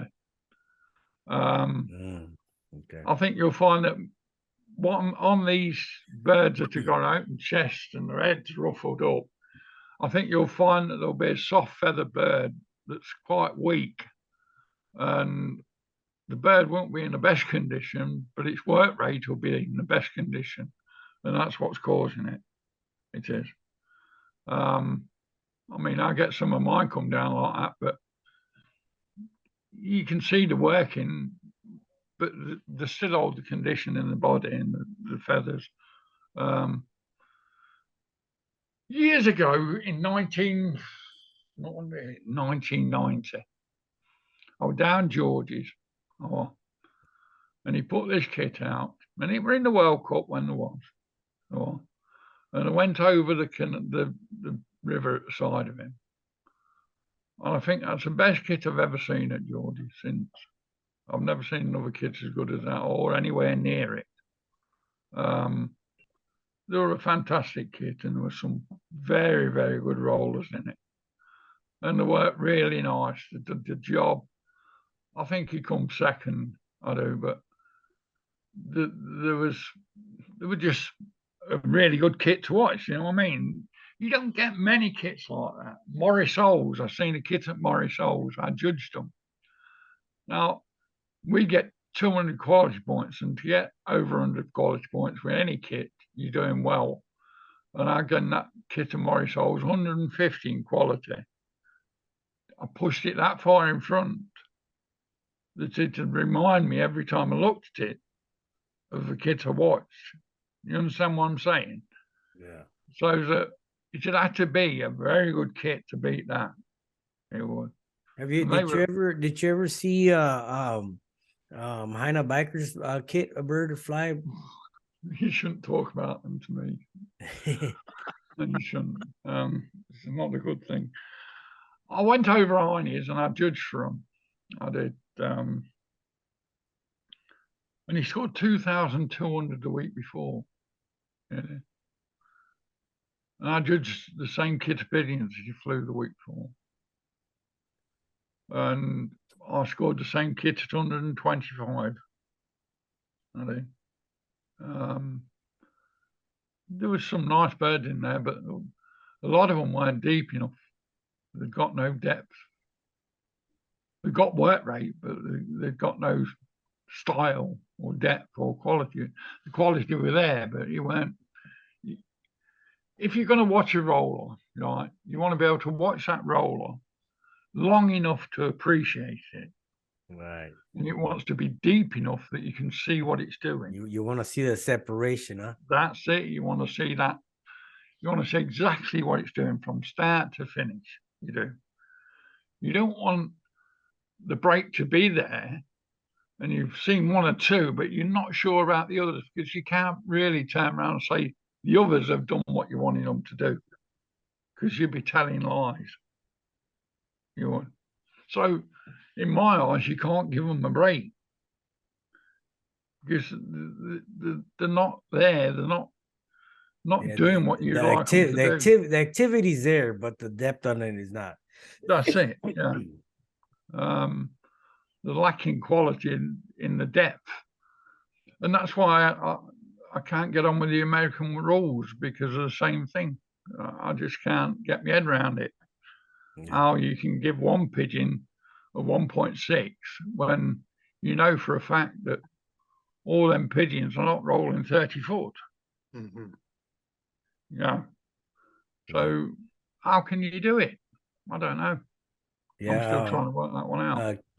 Ken Billings, we interviewed him last week, and even he said, like, if his eyes cannot see that separation and count those individual pigeons, not individual, but each pigeon, the pigeons in a row, and he ain't got time to count them to where they just come down, and he called them the bloop bloop.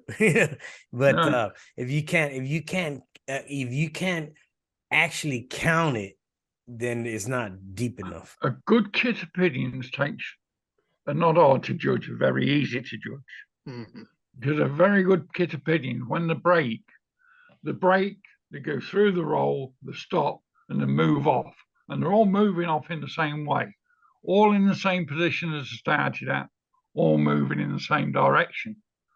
They're the easiest kit of pigeons you'll ever wish to record because they're doing the job in the right manner. They are.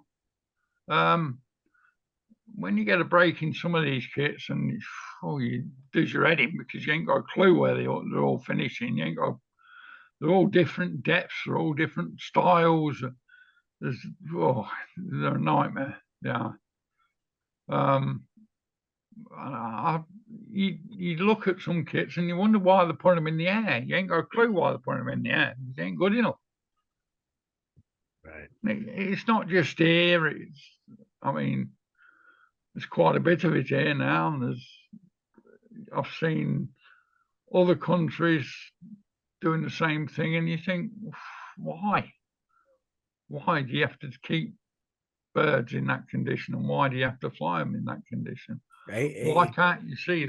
Could it be that that we're looking at movement, and movement is what you get a lot of the oohs and wees of when you see the movement, you know what I mean? But and I think that's what gets to us, you know what I mean? You're under a kit that you're used to seeing, especially in your region, that it doesn't have that you have more of individual stuff, but when you get underneath a kit that has that movement, it's something different. And oh, that's nice, but you don't see the separation in all the birds, Well, I like to put myself right directly underneath a kit for at least perhaps 5 minutes, because if you get yourself directly underneath the kit, you can see what's happening in the kit.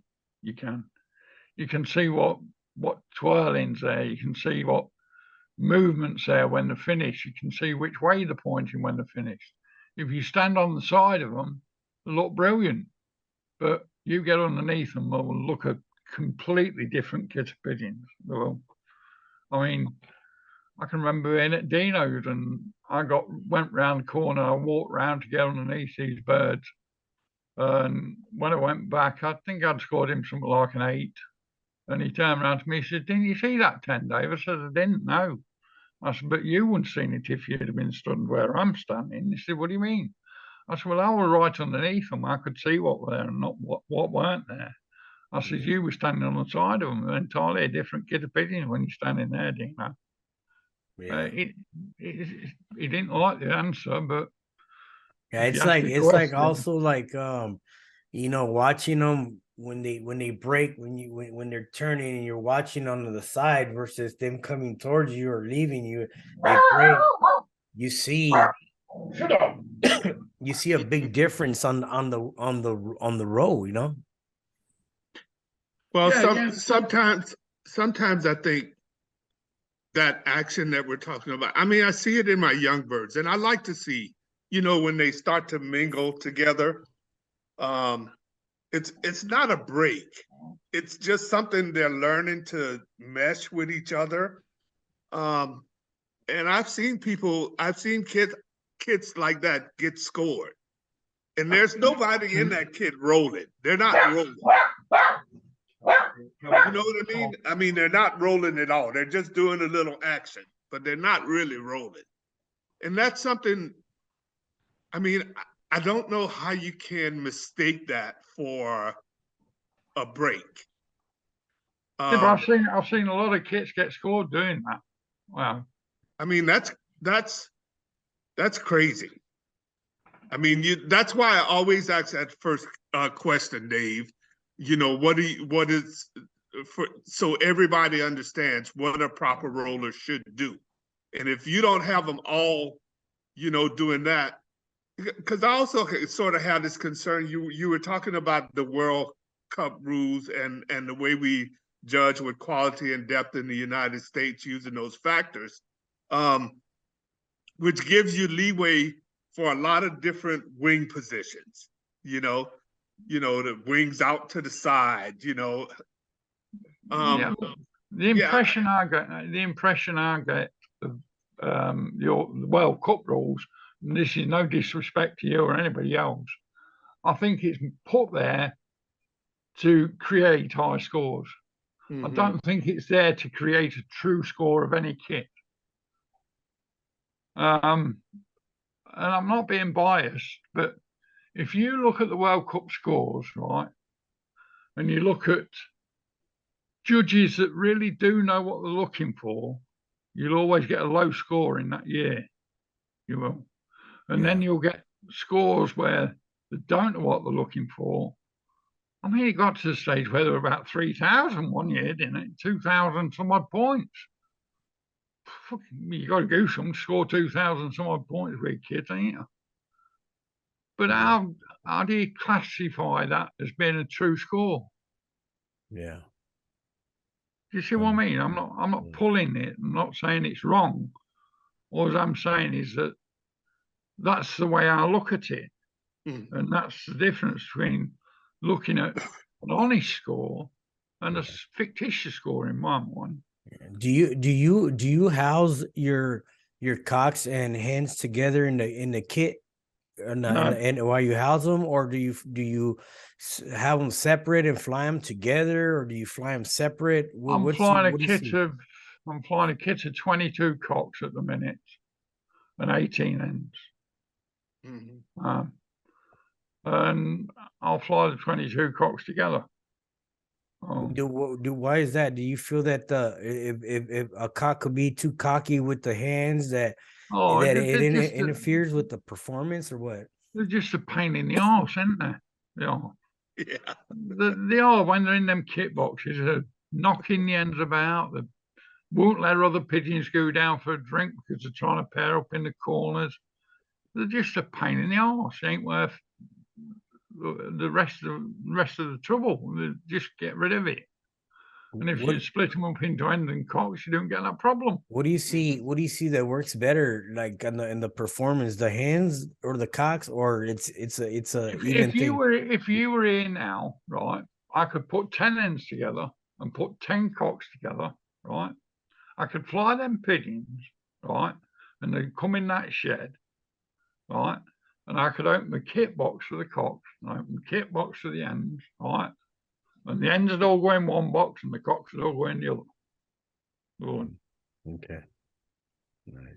And that's the way they do it. Well, I've asked this question, and so when you have a kid of birds and they're stuck on one wing, or I don't know whether it's certain birds that are preventing the rest of the team to turn. I mean, do you feel what do you feel is the reason for that? Some say it's because you got too many cocks in there, and they're kind of battling for that spot. What do you feel about that? It's more likely to be down to condition. It is. I mean, 9 times out of 10, if you're flying on one wing, most of the time it's through overflying. It is. You'll get it in the young ones a lot. You will, where they're flying on one wing. And the only way to change that pattern of fly is just by reducing the food slightly. You ain't got to reduce it a lot. I don't mean by knocking the guts out of them. Just reduce the food slightly. And as you watch them, you'll see them start to pick a pattern up, and they'll start to lift higher in the sky. They will. Yeah. And that's what happens with them.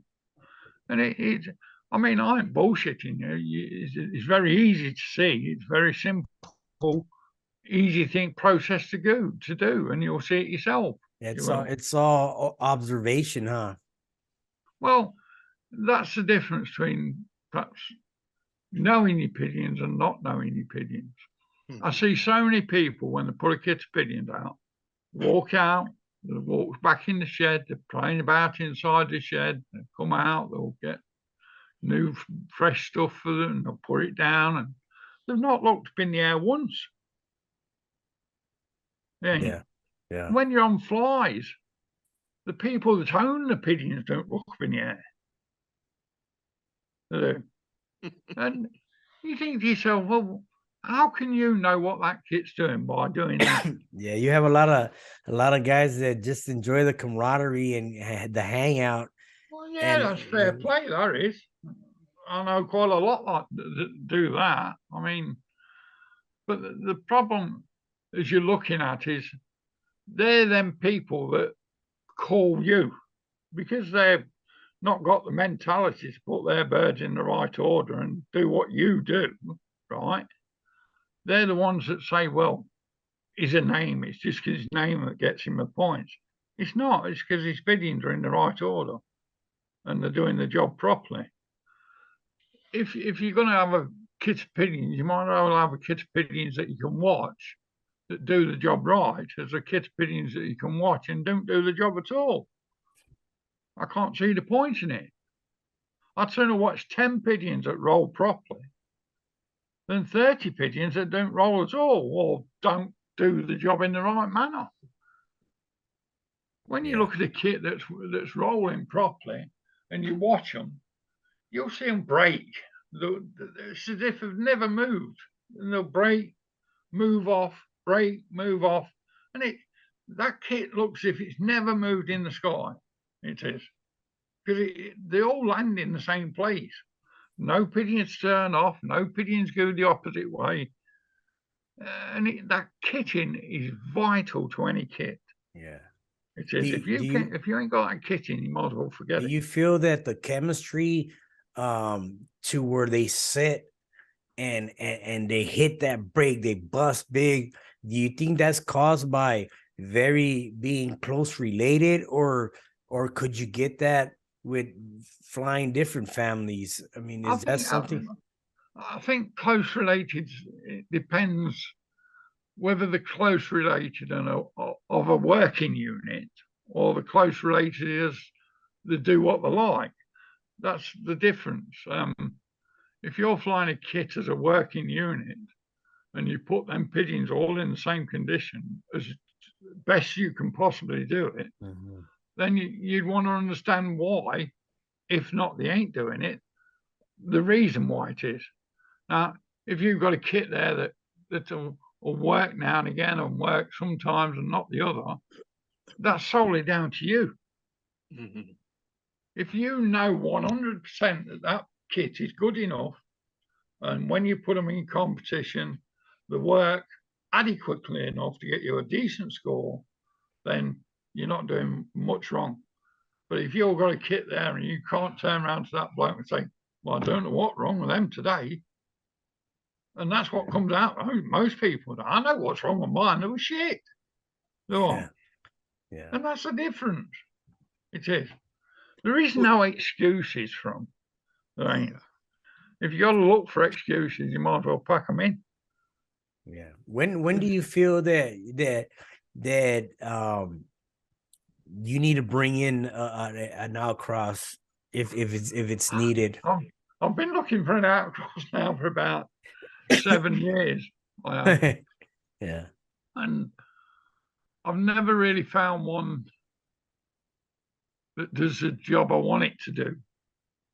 I want it to blend in and not make that much difference characteristically of my birds.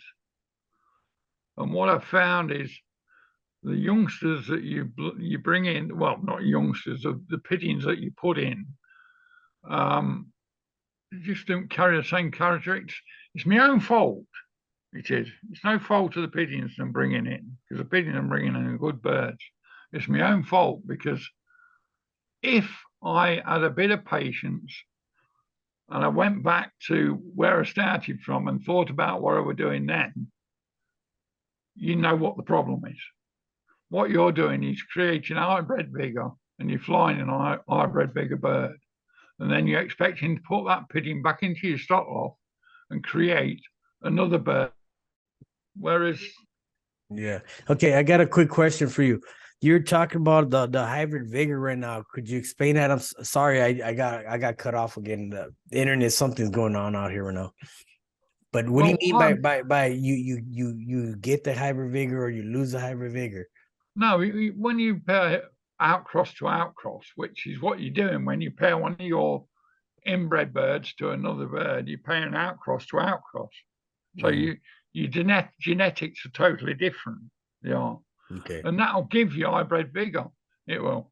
But the problem with hybrid vigor is it can turn out to be one of the best rollers you've ever seen, right? Or it could turn out to be one of the worst producers you've ever seen. Oh, okay. Yeah. Right? It might have it in the air, but when you put that back in your shed, the chances of it reproducing itself is about 100 to 1. So you lose that vigor. Yeah, you lose the vigor out of them. But the problem is with that is that a lot of people, like myself, you watch the birds, you watch your own birds, you watch the standard of your own birds, and then you put a cross into them, and then you'll watch the standard of what the cross is produced, and the standard's not as good, right? But instead of taking that 1 or 2 steps further by pairing the youngsters, the best of the youngsters, up to another one of your birds and doing it again, and eventually in 2 or 3 years, you'll get what you're looking for coming out of them. Oh, okay. You will. Nothing comes overnight. Nothing comes in 12 months. That's the thing about rollers. That's the one thing you got to understand. that nothing comes with speed. Now, when you see you're gonna bring in an outcross, would you say that the birds have gotten too inbred to where you start seeing bad traits come out? I'm not. There's a difference between inbreeding and inbred line bred birds. Like, I've never read books, so I don't know about inbreeding. All I know is the standard to tail work to, right? Now, if you've got two pair of birds, right, totally outcrossed to each other, you breed off of both pairs, right? That's your foundation, right? Now you breed 6 young ones out of both pairs, let's say. You take the best hen out of one side and the best cock out the other side, and you put them across each other. You breed 6 youngsters out of them, right? This is just to get your line going. You breed 6 youngsters out of them. You pick your best hen and your best cock, and you reverse pair them to the original pairs. In other words, you're bringing the genetics from that pair back to itself and the genetics from that pair back to itself, you see. Yeah. And then you take the youngsters from them and you put them back to the opposite side of what you'd have bred off before, right? So what you're doing is you're spreading the family all the way through and you're elongating it. I never pair brother, sister, mother, son. It's always as far apart as I can keep that family. That's what I'll do. And it's worked for me for, I don't know, 45 years. It has. And it's worked well for 45 years. I've not had so many problems. I did have one problem about, what would it be? 3 years ago. I was breeding, and the pigeons I was breeding off were coming out with no feathers on them. You've got not one feather on them. And they've got a few tail feathers, 2 or 3 wing feathers, and that were it. The rest of the body were bald. Now, I was killing them, and I was killing them because it was getting on my nerves, and I couldn't understand. Well, I knew what it was caused by through inbreeding. But then I thought to myself, well, I'm going to leave one of these youngsters, so I left it. I left it in the shed. And eventually, when it took molt, as a normal pigeon would molt out, that molted out, and all its feathers come all over its body. Now, after that, I started to fly it. And it turned out a really, really good pigeon. But the trouble is with that is you got to wait 2 years before you can do it. Yeah. But that's only the creation of close breeding, you know what I mean? Yeah. So you see, like, I'm running to a little issue where now where I first started seeing web feet with a really pure family, and then I've lately gotten to where I starting to see like a crooked foot, you know what I mean? Yeah. But what it is I'm inbreeding so much that it's starting to show the bad traits as well as the good traits. Oh, yeah. You know, when you get too close, you'll get loads of bad traits. Yeah. Through, But I was like, you know what?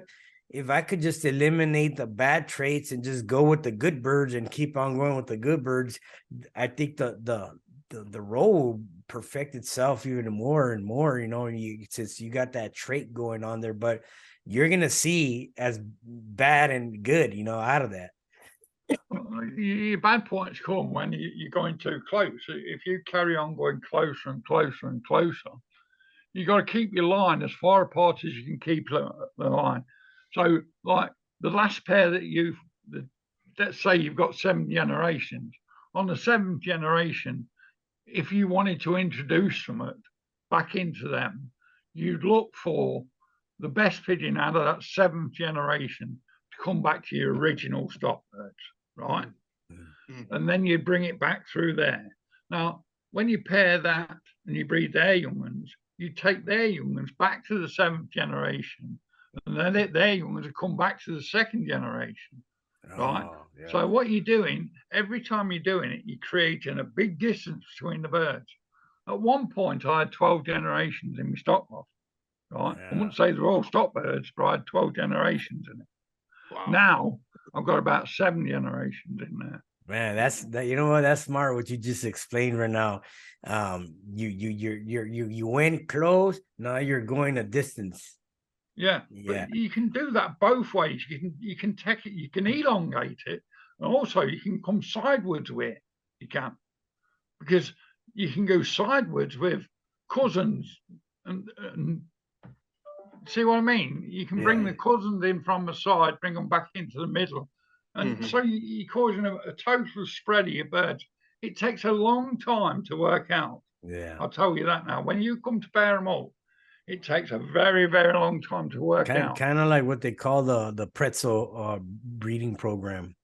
You go out with them, come right back in, and that's it. I mean, I've never read a book. I'll be honest with you. I've never had to read a book because I've always done the observation.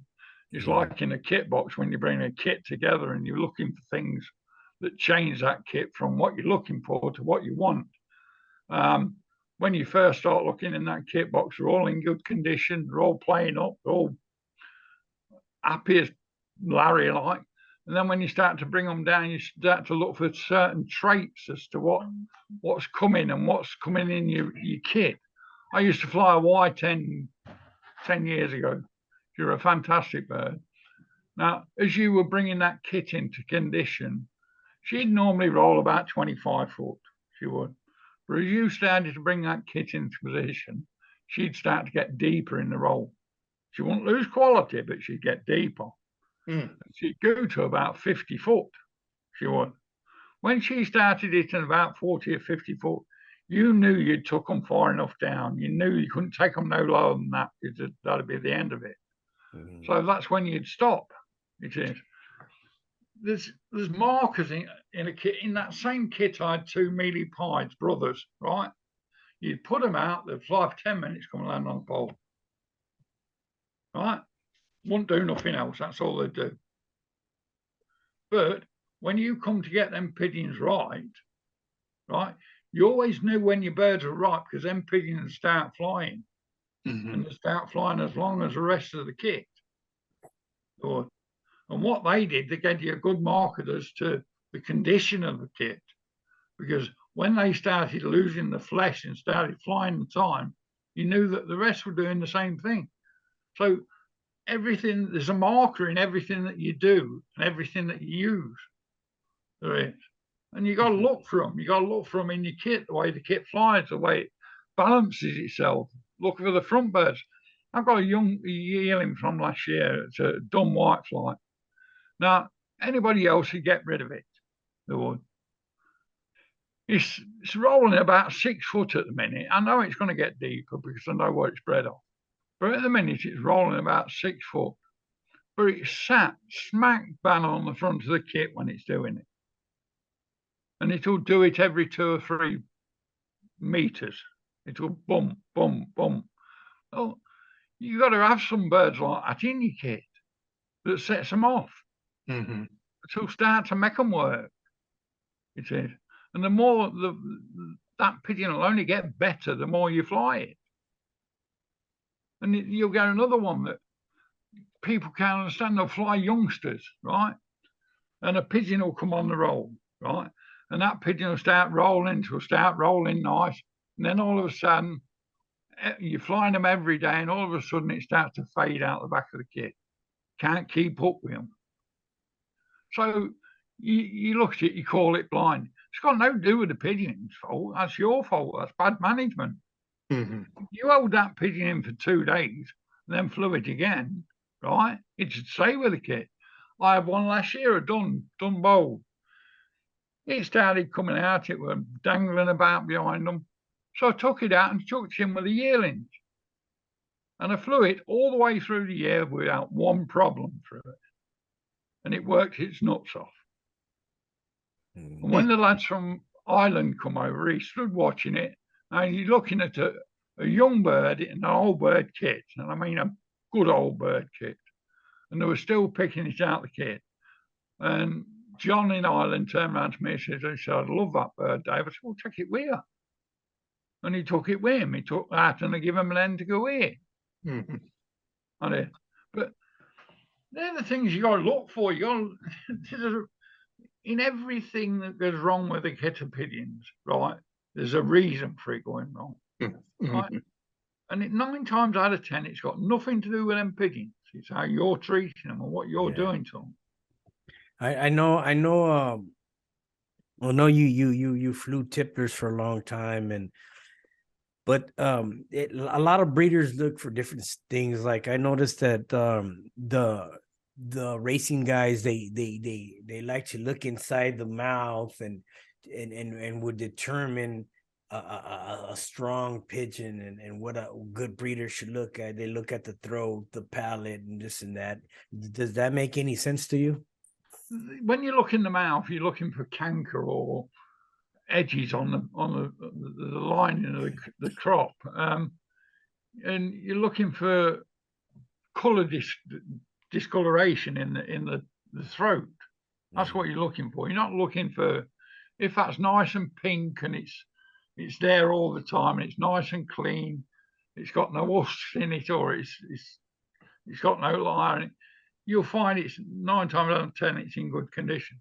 And if you open the breast, all you've got to do is any pigeon open its breast up, blow on it, and see if it's scaled up. If it's scaled up, it's in bad condition. Oh, nice. I'm gonna go right now and look at all my pigeons. Dave, you do you keep your young birds together? You know, you do? Yeah, when I've sort a kit out, right, I'll put that kit together and they'll stay together. Mm-hmm. And the second kit, I'll put them together and they'll stay together. And what you'll find in doing that is the pigeons that come on slower, right, will give the pigeons that have come on quite fast something to go back to. Mm-hmm. If you take them out and you put all the active pigeons together, they've got nowhere to go. 9 times out of 10, they'll lose focus of it. They will. Right. But if you've got some pigeons there that's in front of the kit, and when they break, they've got something to move off to, you'll find that they'll come back to that kit quicker and they'll stay with them. They will. But if you've got pigeons that are moving all the time, doing twizzling and shit like that, then you'll find that birds lose the way. I know you have. Sorry for interrupting you, Ray. Go ahead. Now, do you find it once a young bird comes into the role to the point where you think, you know, this bird probably needs, and you need to replace a bird in your old bird kit. Do you just throw the bird in there, you know, with the old birds? It's got to be a good pigeon. It's got to be, if you're replacing an old bird, it's got to be a very good pigeon. Because in your structure that you're looking at, the old birds that you've put together, in your own mind, are the best thing that you can put together. Right. I mean, if you're talking about a yearling kit, then it'd be a different thing, because your yearlings are your future. But a lot of people say yearlings are rubbish. They're not rubbish. It's the stock birds that's rubbish that's producing the yearlings. Right. Yeah, makes a lot of sense there. Right. It's true. Yeah. I mean, if you've been breeding pigeons for 40 years and you can't produce a good kit of yearlings, well, I advise you to give it up. Right. Yeah. Because obviously, for 40 years, you've been wasting your time. Yeah. And you'll hear a lot in England. You'll hear a lot of that. You will. I mean, in England, they'll turn around to you and say, well, "Get rid of the yearling fly and we'll keep the young bird fly." Why? Because there's more activity in the young birds, and they can't see the sense that they breed them in December, and by the time it comes to the competitions in July, the end of July, they're that far in the molt or they're dead. Yeah, they're no good. Yeah. And they just don't drop in their head, that don't.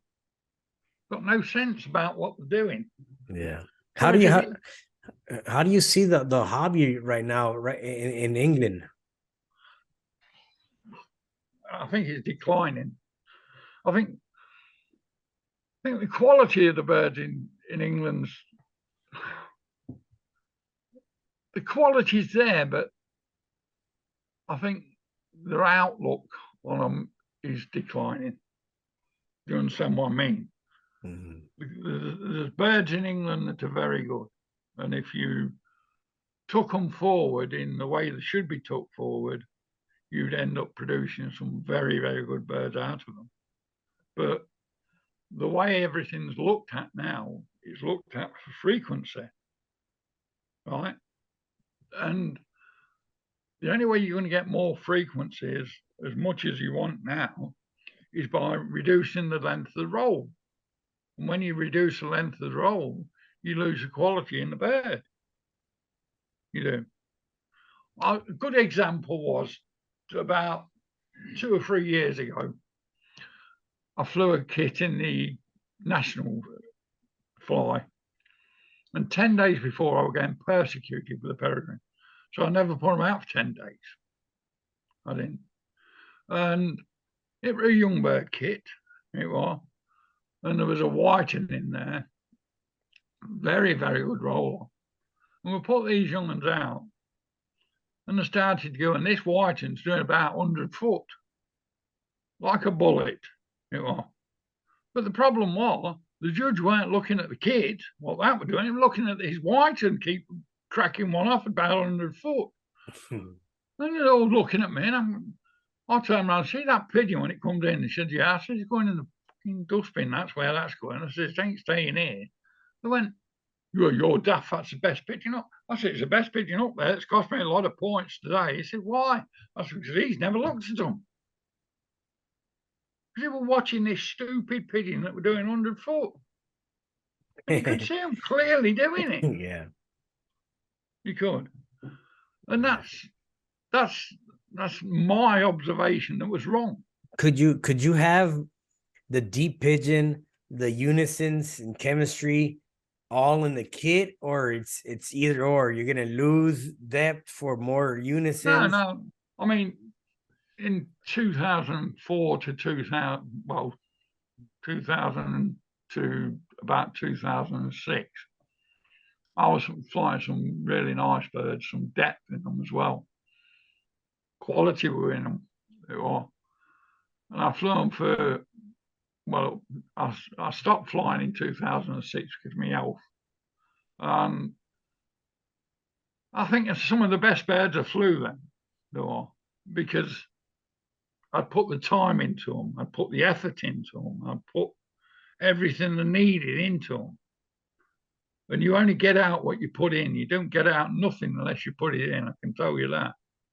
And I used to be religious. I mean, when I was flying tipplers, I was on a fly day and my missus was pregnant and the waters broke. And I got a brother to take her to the hospital while I watched my pigeons. That's how bad I was. Yeah. Doing what I'm supposed to have done. I mean, when I thought about it afterwards, I thought, well, I'm never going to be in that position again. And I've never put myself in that position again. I really, even now, I feel guilty about what I've done then. But it's one of them. You can't change the times, can you? You can't. Well, and I know you have some guests there. Is there any word of advice that you could give to the newcomer or somebody that's, they need some word of advice? What would you give them? The best advice you could give anybody is to use your eyes and your head before your heart. And don't go on what anybody says. Watch what you're looking for. Watch the pigeons that you're interested in. Look at them regular. See what they're doing.